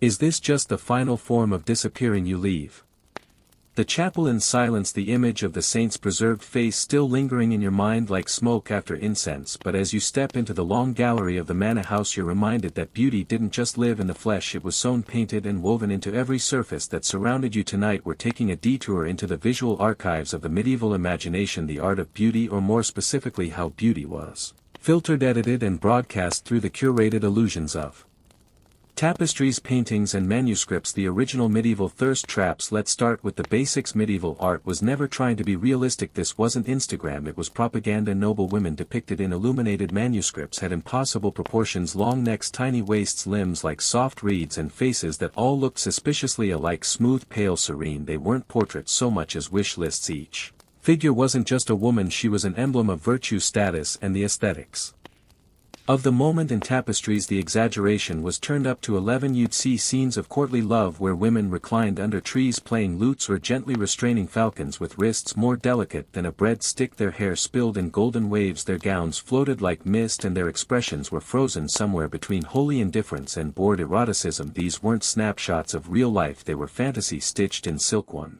famous example, the Lady in the Unicorn Tapestry series. Each panel shows a woman in a surreal symbolic garden surrounded by animals, jewels, and elaborate florals. Her features remain almost identical across the 6 works, same pale face, same calm gaze, same mysterious smirk that practically says, "I've never pooped." She's not meant to be a person, so now let's place you in this moment. You've aged out of innocence, and now you're aging out of visibility. You no longer draw compliments, just glances. The younger women at court don't ask your opinion, the merchants don't lower prices for you, the songs are no longer sung in your honor, and your mirror starts to look like it belongs to someone else. One day a child stares at you in the market and whispers something to his mother. You don't hear what he says, but the mother frowns and hurries him along. You smile as if you don't notice, but that night you sit in your room and trace the lines on your face. You're still here, still wise, still breathing, but in the eyes of the world you've already disappeared.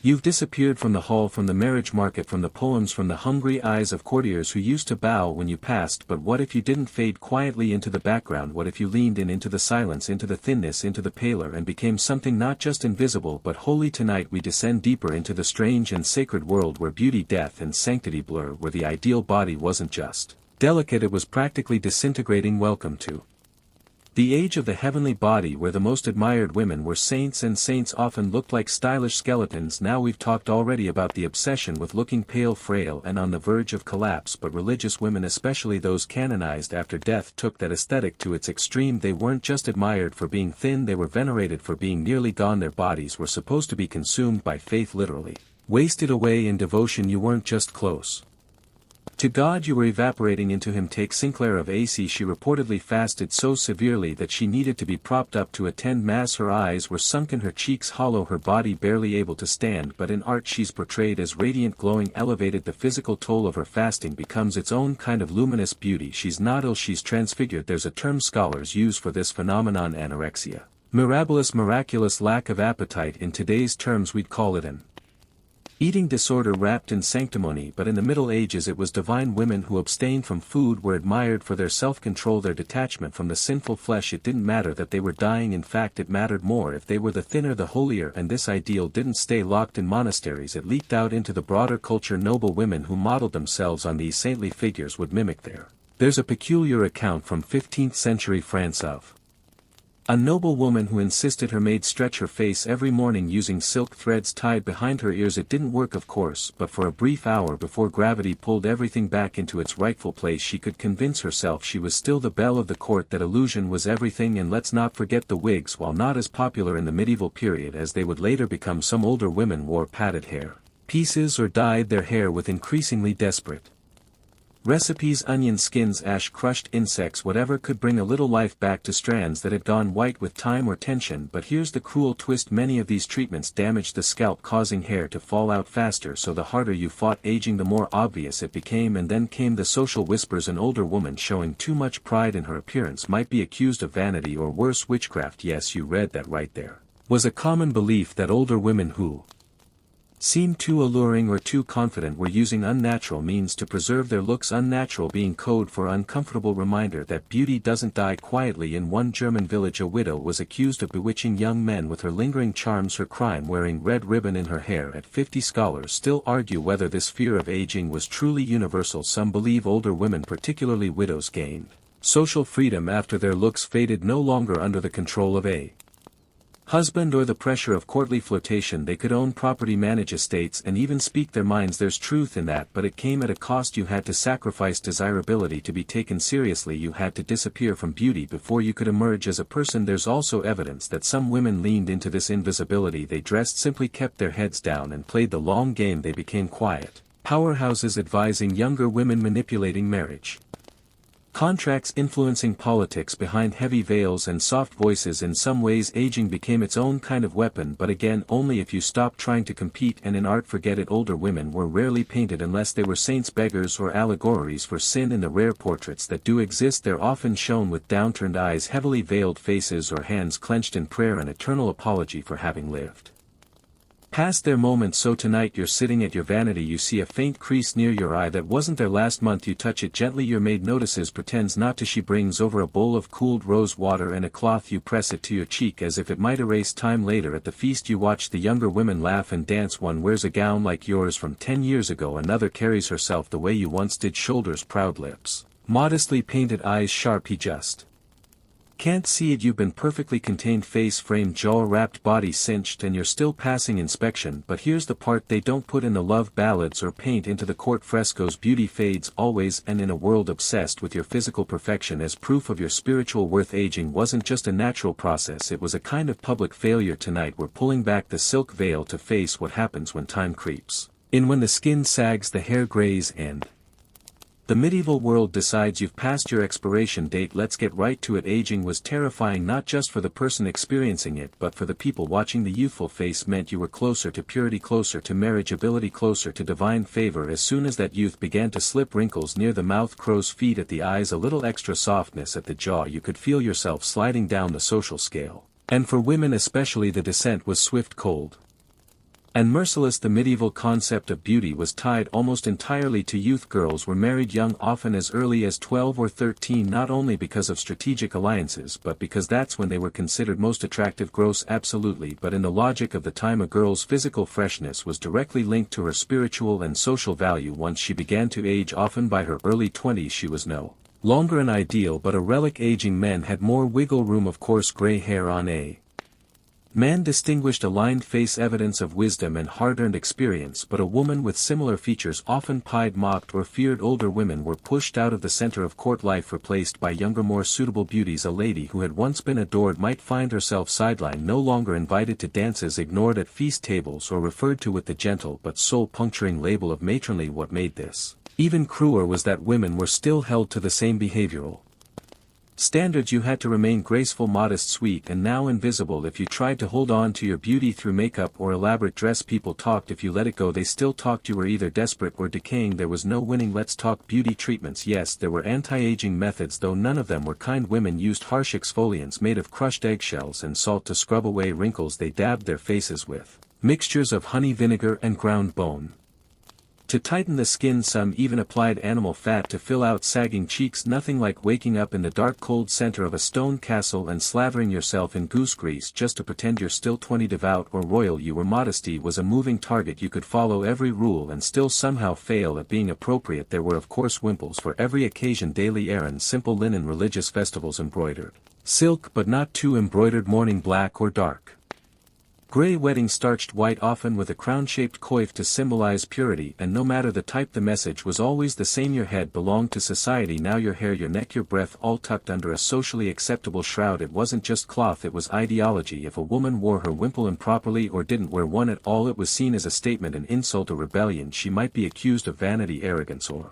even witchcraft. In one case from the 14th century, a widow who stopped wearing her wimple after her husband's death was publicly shamed and ordered to confess her sin of pride, her real crime, showing the curve of her throat. And this wasn't just an upper-class thing, even working-class women wore simpler versions of the wimple, though usually just veils tied under the chin or wrapped loosely around the shoulders. These variations were more practical, but the expectation of coverage remained. In some parishes, public prayers even included thanks that women know their place beneath the veil. Charming. Now here's the twist: women still found ways to make it their own. Some used fine linen trimmed with lace or dyed pale blue as a nod to the Virgin Mary. Others experimented with folding styles, draping their veils to create flattering silhouettes or layering them for volume. And in court, women sometimes used semi-transparent fabrics to suggest purity while still letting just a hint of their hairline peek through. In the right light, it could be both innocent and devastating. There's an ongoing scholarly debate about how much freedom women had to personalize these garments. Some say wimples were just another form of enforced silence. Cover your mouth, cover your neck, stay small. Others argue that women used them strategically, signaling status, emotion, or even flirtation through how they were worn. A loosened wimple could suggest sadness or vulnerability. A tightly wrapped one might announce piety or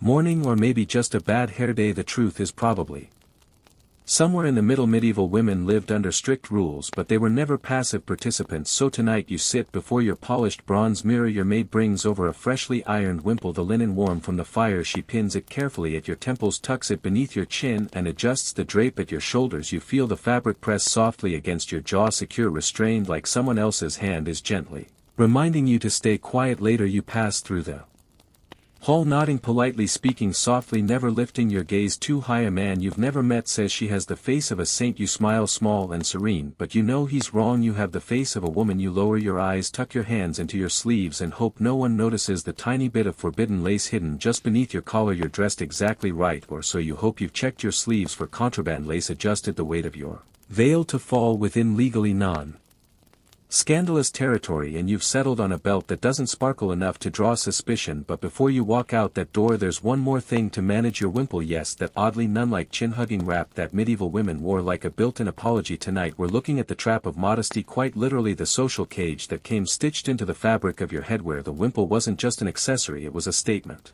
a requirement, and in some cases a sentence. It wrapped around the chin and neck, and sometimes under the jaw, fastened at the crown with pins, or tucked beneath a linen kif. Think of it as medieval hoodie made of rules and religious panic. Married women were expected, no, obligated, to wear one in public, and in some towns unmarried women past a certain age had to wear them too, because visible neck skin could apparently end civilization. The logic behind the wimple was this: modesty must be visible. You couldn't just be modest in your behavior or your thoughts, you had to look modest at all times from every angle, and that meant covering your hair, your ears, your neck, and your jawline. Bonus points if you looked slightly like you'd wandered out of a cloister mid-prayer. Of course, modesty had layers. A young noble woman might wear her veil slightly more loosely, allowing a glimpse of her hairline if she wanted to flirt with disaster or the nearest knight. But even this tiny rebellion could earn a stern rebuke, or worse, attract the kind of attention you'd never want. In sermons, priests regularly reminded women that Eve's uncovered head had led to the fall of man. No pressure though, just don't forget your pins. Let's talk about where this started. The wimple was heavily influenced by Christian iconography, especially images of the Virgin Mary and female saints. These holy women were always shown with fully covered heads and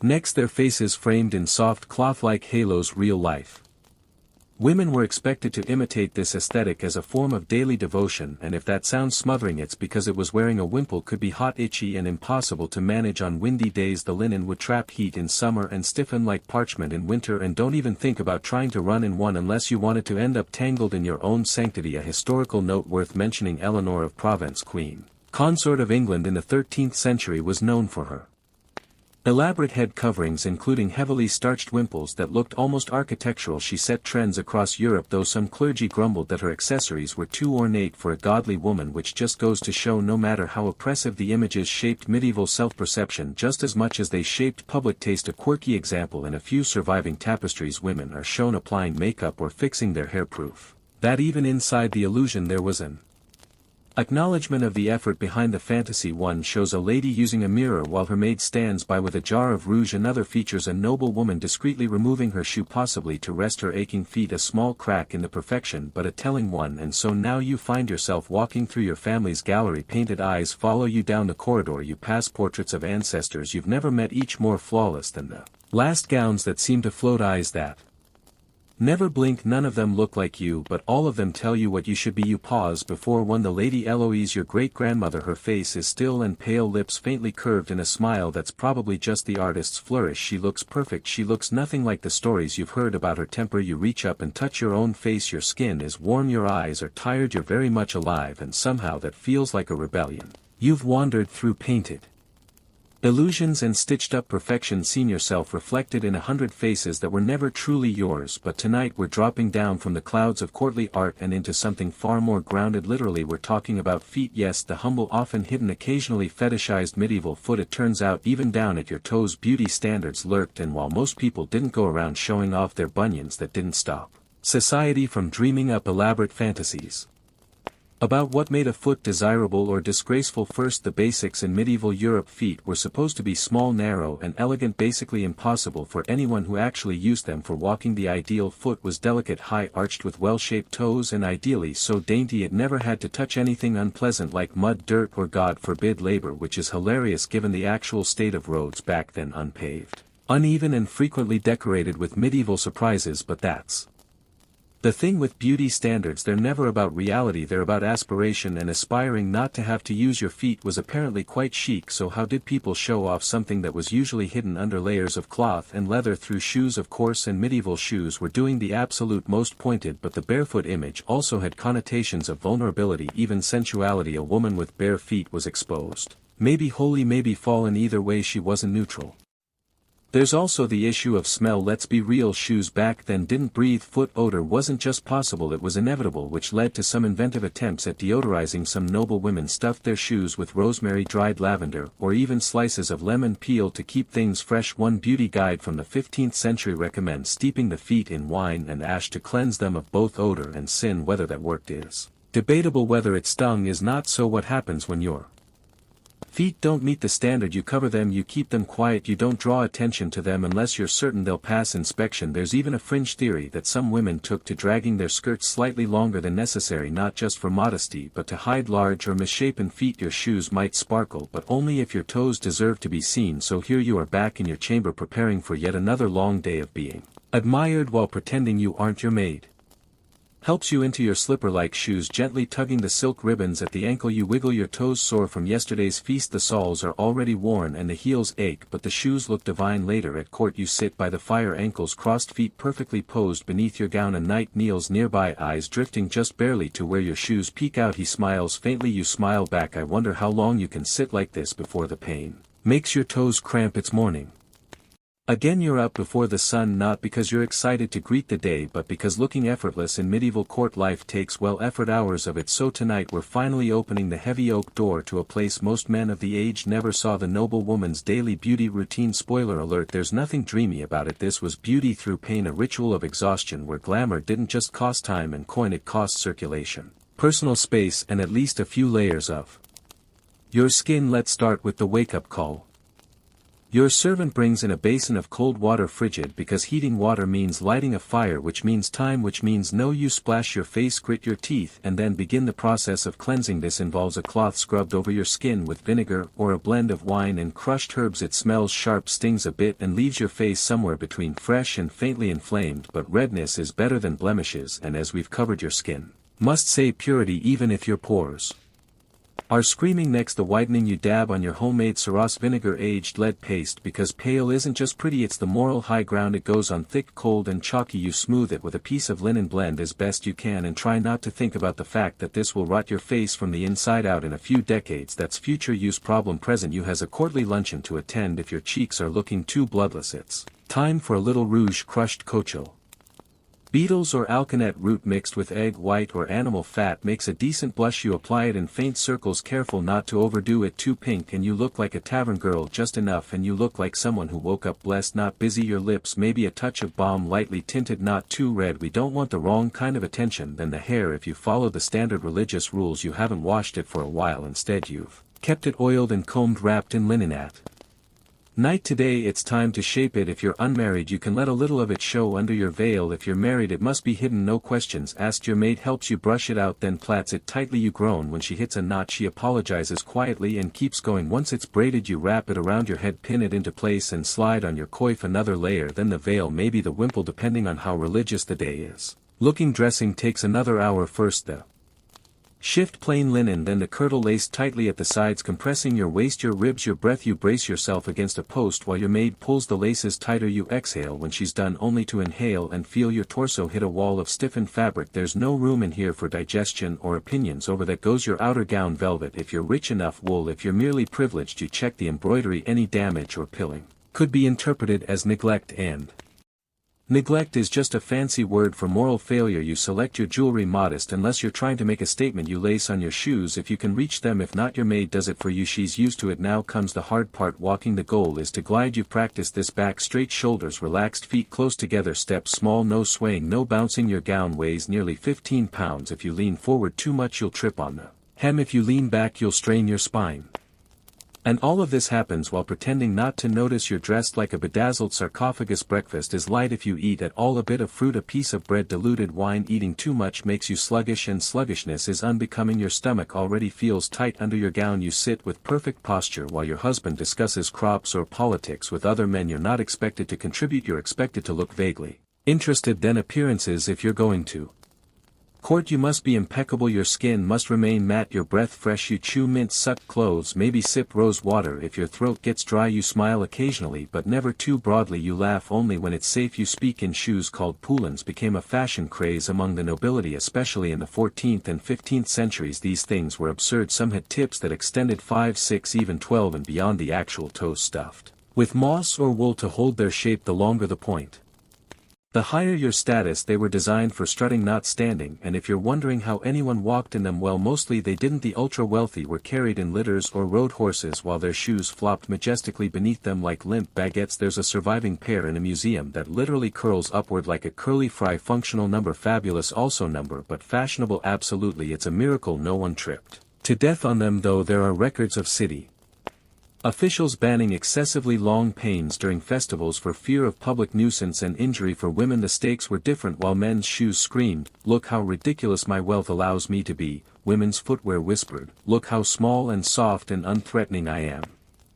A noble woman's shoe was often more slipper than boot, narrow, flat, with soft soles made of leather or cloth. They offered little protection, which was kind of the point. If your shoes couldn't handle mud, it meant you had someone to carry you over it. There's a particularly wild example from medieval Paris where a noble woman was said to have hired 2 servants just to walk ahead of her during rainy days, laying cloths down so she wouldn't have to soil her slippers. The image is ridiculous, a parade of modesty wrapped in layers of luxury, her feet never touching the real world, like a saint but with more attitude. Foot size 2 carried its own mythology. Small feet were praised in poetry as a mark of feminine virtue, literally feet like flower petals or as light as swan's down. If that sounds impossible, that's because it was, and still women tried to meet the standard. Some girls were encouraged to keep their shoes snug to prevent their feet from spreading, while not quite the bone-breaking process of Chinese foot binding. The intent was similar, restrict natural growth for the sake of delicate aesthetics. Of course, most women didn't have the luxury of caring about dainty feet. Peasant women needed strong soles and practical boots to work fields, carry loads and trudge through every weather, but even they weren't immune to foot-related scrutiny. Cracked heels or dirt-caked toenails could become marks of shame. Another reason why women covered their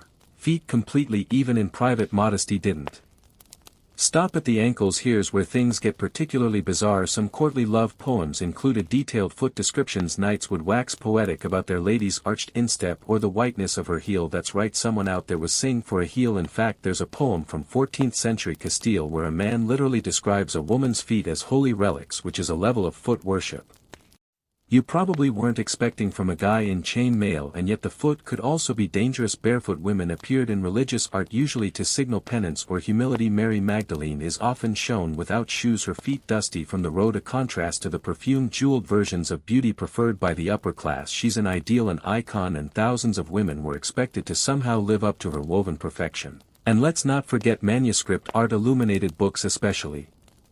Religious texts were full of miniatures showing women who practically glowed, saintly maidens, noble wives, allegorical figures. They all had a strange clown-like beauty, long golden hair, eyes, downcast lips, barely there even when they were being tortured as saints. Often where they looked peaceful, ethereal, unbothered, because nothing says spiritual triumph like being burned at the stake with flawless eyeliner. The artists weren't being lazy, they were following the script. The church, the nobility, and the artists themselves were all invested in maintaining a visual shorthand. This is what beauty looks like, and beauty equals goodness. So the models for these illustrations weren't actual women, they were formulaic, a checklist of the right features endlessly repeated across borders and generations. And this matters because these images weren't just decoration, they taught people how to see. A young girl flipping through her father's book of hours wasn't just learning prayers, she was absorbing a message about what she should look like. A courtier admiring a tapestry wasn't just appreciating craftsmanship, he was calibrating his expectations for real women. The art was both mirror and mold. It gets weirder, some noble families actually commissioned portraits of their daughters that deliberately edited reality, just like modern airbrushing artists would elongate necks, lighten skin, smooth wrinkles, even tweak jaw lines. This wasn't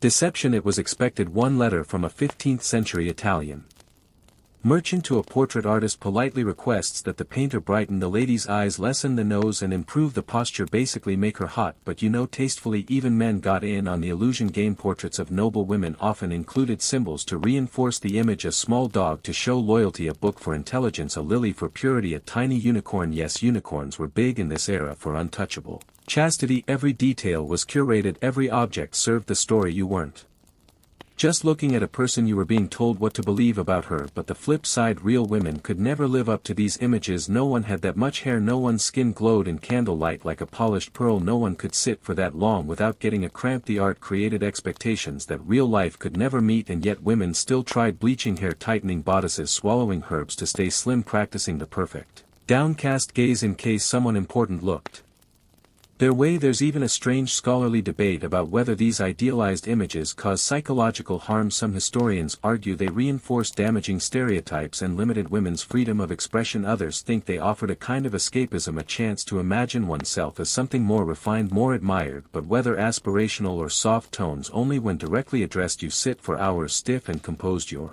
limbs aching under layers of brioche and expectation. Midday means prayers. Embroidery, maybe a stroll in the garden. If your shoes can handle the terrain, you mustn't sweat. Sweat is common, peasant, and undignified. If it's hot, you carry a fan. If it's freezing, you pretend it isn't. Comfort is not your job. Grace is by evening. Your skin itches under the lead paint. Your scalp is sore from the braids. Your corset has left faint bruises on your ribs. You retreat to your chamber where your maid helps you undress one layer at a time. You sigh as the laces are loosened. You peel away the veil, the coif, the jewelry. You catch a glimpse of your real face in the polished metal mirror under the paint and powder. Your tired red blotches have formed along your jaw. Your lips are dry. She helps you wash with warm rose water. You sit still, eyes closed. Then comes the ointment, something to soothe the burning from the cosmetics, though it won't really help. She rubs it gently into your cheeks. You thank her. She bows and leaves, and now you're alone. You lie in bed, face clean, skin tingling. Tomorrow it will all start again. The powder, the binding, the perfect steps, the watchful stares. Beauty isn't a blessing, it's a regime, a job with no wages and no days off. You close your eyes and dream not of nights or gowns or whispered compliments, but of walking barefoot in the grass with your hair unbound and no one watching. Section 22. Morning again. The sun spills weakly through the narrow glass window, catching the frayed edge of your linen veil. Another day, another slow descent into powdered silence. But today's a little different because today is a feast day, which means it's not just about being beautiful, it's about being holy and beautiful at the same time. And you know exactly what that means. It's time to channel the ultimate feminine standard of the medieval world, the Virgin Mary, because in the twisted logic of your time, every woman is expected to look like a saint and a virgin, even if she's married, widowed, or 7 kids in. Let's start with the obvious. The Virgin Mary wasn't just A religious figure, she was the prototype, the default setting for female perfection, pure, selfless, gentle and beautiful, but crucially not seductively beautiful. Her looks were sacred, not sexual, so women across medieval Europe were expected to model their behavior, their posture, and yes, even their faces after her. She was the role you were supposed to play for life: virgin, mother, maiden, all at once, no pressure, acceptable marriage material. The Virgin was everywhere, on walls, in books, on coins, in sermons. You couldn't escape her, you could only try to become her, and of course you'd fail, because she's not real, she's not human, she's a symbol. And the moment you cried too loudly during childbirth, or showed too much ankle on the stairwell, or got caught laughing at a dirty joke, she vanished from you. Poof, no more Mary, just another imperfect woman in a world full of judges. There's a scholarly debate about how much medieval women internalize this standard. Some argue that the Virgin was a source of comfort, a divine protector, a spiritual mother. Others see her as a tool of repression, an image used to force real women into narrow, painful roles. The truth, as always, is complicated. Some women found power in Mary and devotion, others suffocated under it. Many did both, and yet amid all this pressure there were glimpses of rebellion, women who played the role but whispered different truths in the shadows, who lit candles to Mary in the chapel and then snuck off to flirt in the gardens, who learned that you could wear a veil like armor, that looking holy was not the same as being obedient. So now back in your chamber your maid wraps your veil, smoothing the fabric so it falls exactly the way it does in the paintings. You tilt your head, practice the expression, serene, kind, distant. You clasp your hands just so, fold them at your waist. At the feast you sit quietly, eyes lowered, voice soft. A visiting bishop praises your modesty, a courtier says you shine like Our Lady herself. You smile just a little and think about how the Virgin never had to sit in lead makeup for 4 hours or pretend she didn't know what wine tastes like. You've spent the better part of your life walking a tightrope strung between modesty and magnificence, piety and perfection. But tonight let's shift the focus a bit. You've seen how beauty served the church, the court and the whims of men, but what about the women who found ways to use that impossible standard for their own advantage? Yes, tonight we're entering the dangerous, glittering world of medieval seductresses, the ones who twisted the rules, sharpened their veils into weapons and turned beauty into power, not piety. Let's start with the infamous Agnes Sorel, mistress of Charles I of France, is often cited as one of the earliest women to wield her beauty like a political instrument. She wasn't noble by birth, but she rose rapidly through the court ranks by being unapologetically magnetic. She wore pearls, she wore furs, she wore gowns with necklines so low they made bishops sweat into their. In paintings Mary is always the same: pale skin, soft features, impossibly calm expression, long straight nose,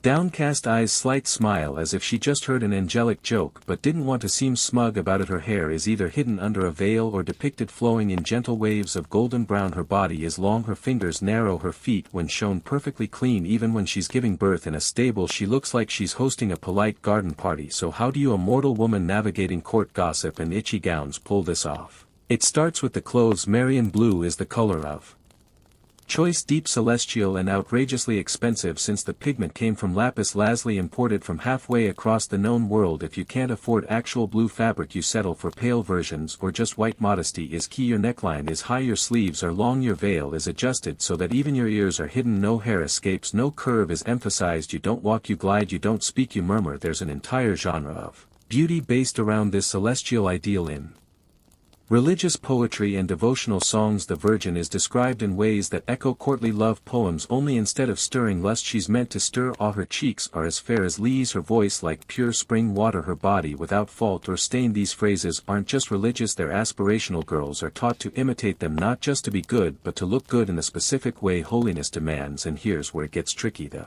Virgin Mary is often depicted with her child Jesus, so she's a mother but also a virgin. So while you're expected to marry and bear children you're also expected to somehow maintain the look and vibe of a woman untouched by sin, desire or time. You must be maternal, nurturing, serene and sexually invisible. Congratulations, you are now a paradox in a headdress. One historical example that encapsulates this bizarre standard is Isabella of Castile, a famously devout queen. She modeled her public image heavily after the Virgin. She wore modest gowns in maroon colors, kept her hair tightly veiled and was praised for her untouched beauty even after multiple pregnancies. In portraits she was always composed, pale, perfect. Her real-life personality fierce, politically ruthless and at times cold, but visually a walking altar candle. And yet this expectation was never consistent. In some courts, especially more cosmopolitan ones like Avignon or Milan, the Marian standard mingled with more sensual ideals. A woman might look serene and pure on the outside while Wearing undergarments embroidered with verses of courtly desire. Hypocrisy maybe strategy. Definitely women learn to wear holiness like a second veil. Useful, beautiful, suffocating. Let's not pretend this was purely about faith. The Marian image was also a tool of control. The church used it to promote obedience, chastity and quiet suffering. Husbands invoked it when comparing their wives to impossible ideals. Parents used it to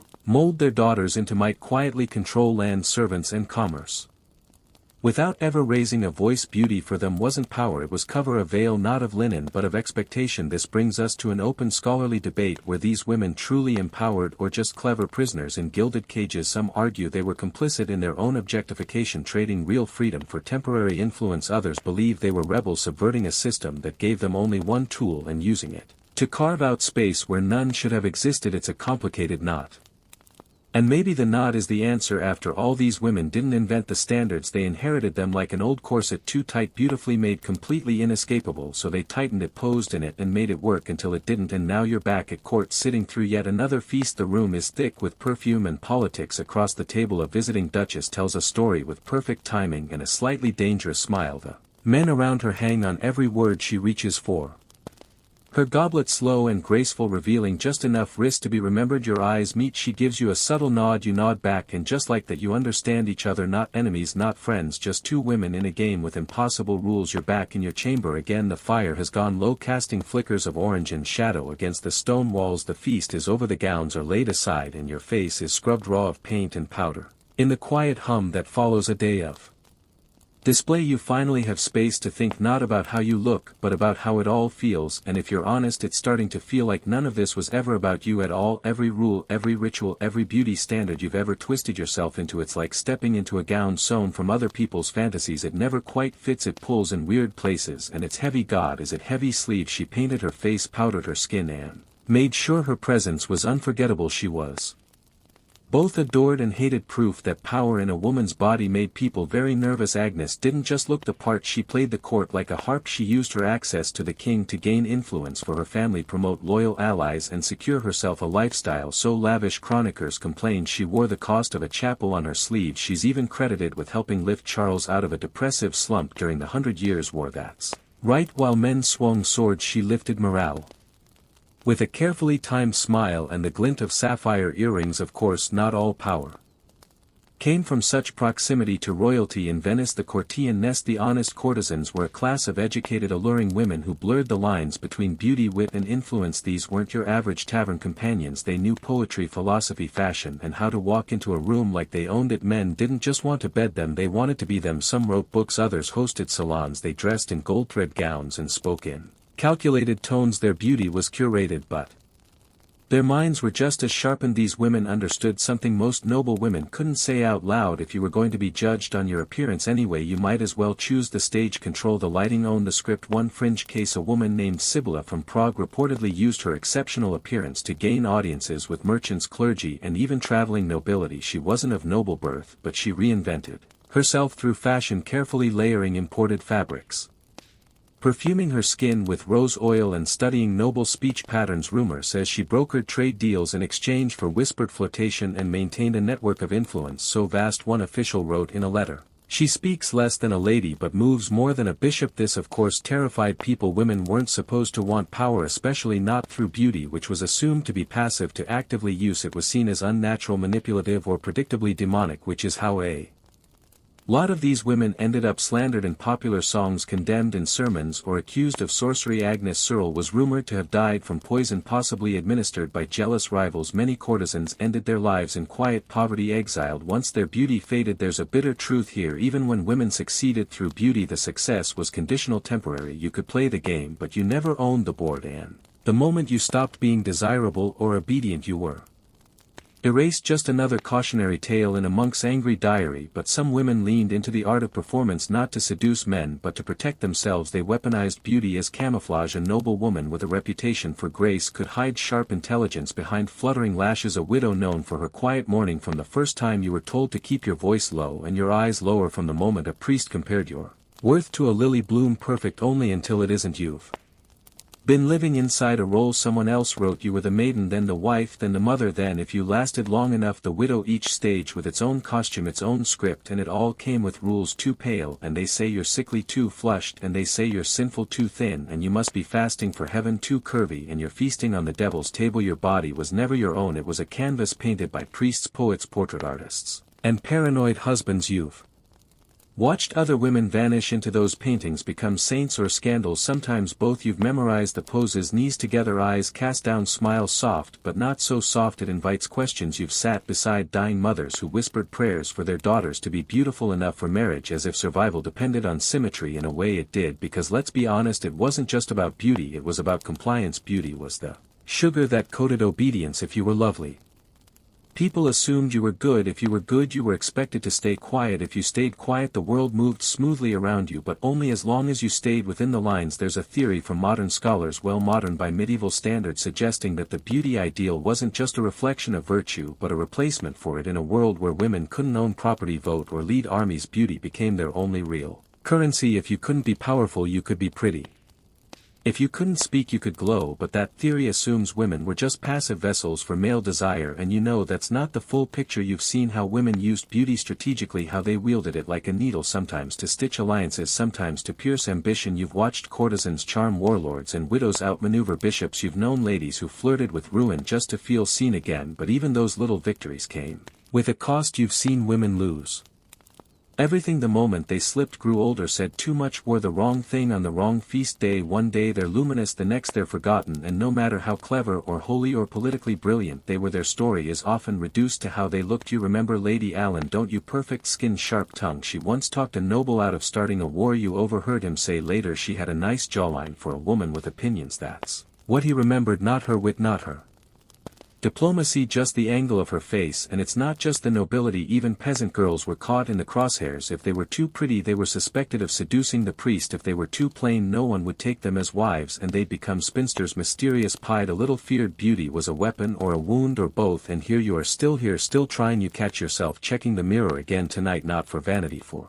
survival. You're checking for lines, for color, for that thing you can't quite name that tells you you're still in the game. You wonder how many other women are doing the same in rooms just like this, candles burning, low hair, unbound, faces bare, wondering who they are beneath all the paint. You think about what it would be like to stop, to wake up and not layer yourself in symbols, to wear something simple, to eat without worrying if your waistline will betray you, to laugh too loud, speak too boldly, walk barefoot without apology, to be seen not as a symbol but as a self. You close your eyes and imagine it, a world where beauty isn't a measure of your moral standing, where your value isn't tied to the width of your hips or the roundness of your cheeks, where your worth doesn't expire with your youth. In that world you're not an allegory, you're not a virgin, you're not a saint, you're just a person. And for the first time in a long time that thought doesn't terrify you, it comforts you, because maybe even here in this world of laces and lies you're starting to remember that being you, unpainted, unposed, unfiltered, is the most impossible, dangerous and beautiful thing of all. It's nearly midnight now and your chamber is quiet, too quiet. The fire's just embers, the last of the wax candles giving off the faintest warm glow. You lie back, head resting on a pillow stuffed with goose feathers, and the weight of everything, your gown, your thoughts, your entire life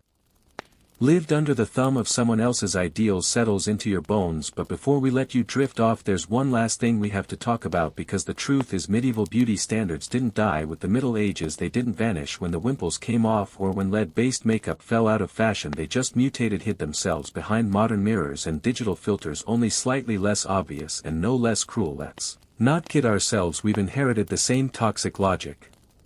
The demand to be beautiful and pure, attractive but modest, youthful forever. Even if it means pretending you slept 8 hours, you can scrub it off, step out of it, laugh in its face. You can let the lines come, you can keep your curves or change them for you, not for the echo of some nun with a paintbrush whispering modesty. You can decide your own reflection matters, not because of what it sells but because of what it says. You've met every version of the standard and none of them ever loved you back, so maybe now in this quiet hour, with your hair unbraided and your face bare and no one watching, you can love yourself for something deeper, not as a saint, not as a seductress, not as a symbol, just as a person with a heartbeat and a body that has carried you through this impossible, beautiful mess of expectations and still said, I'm here.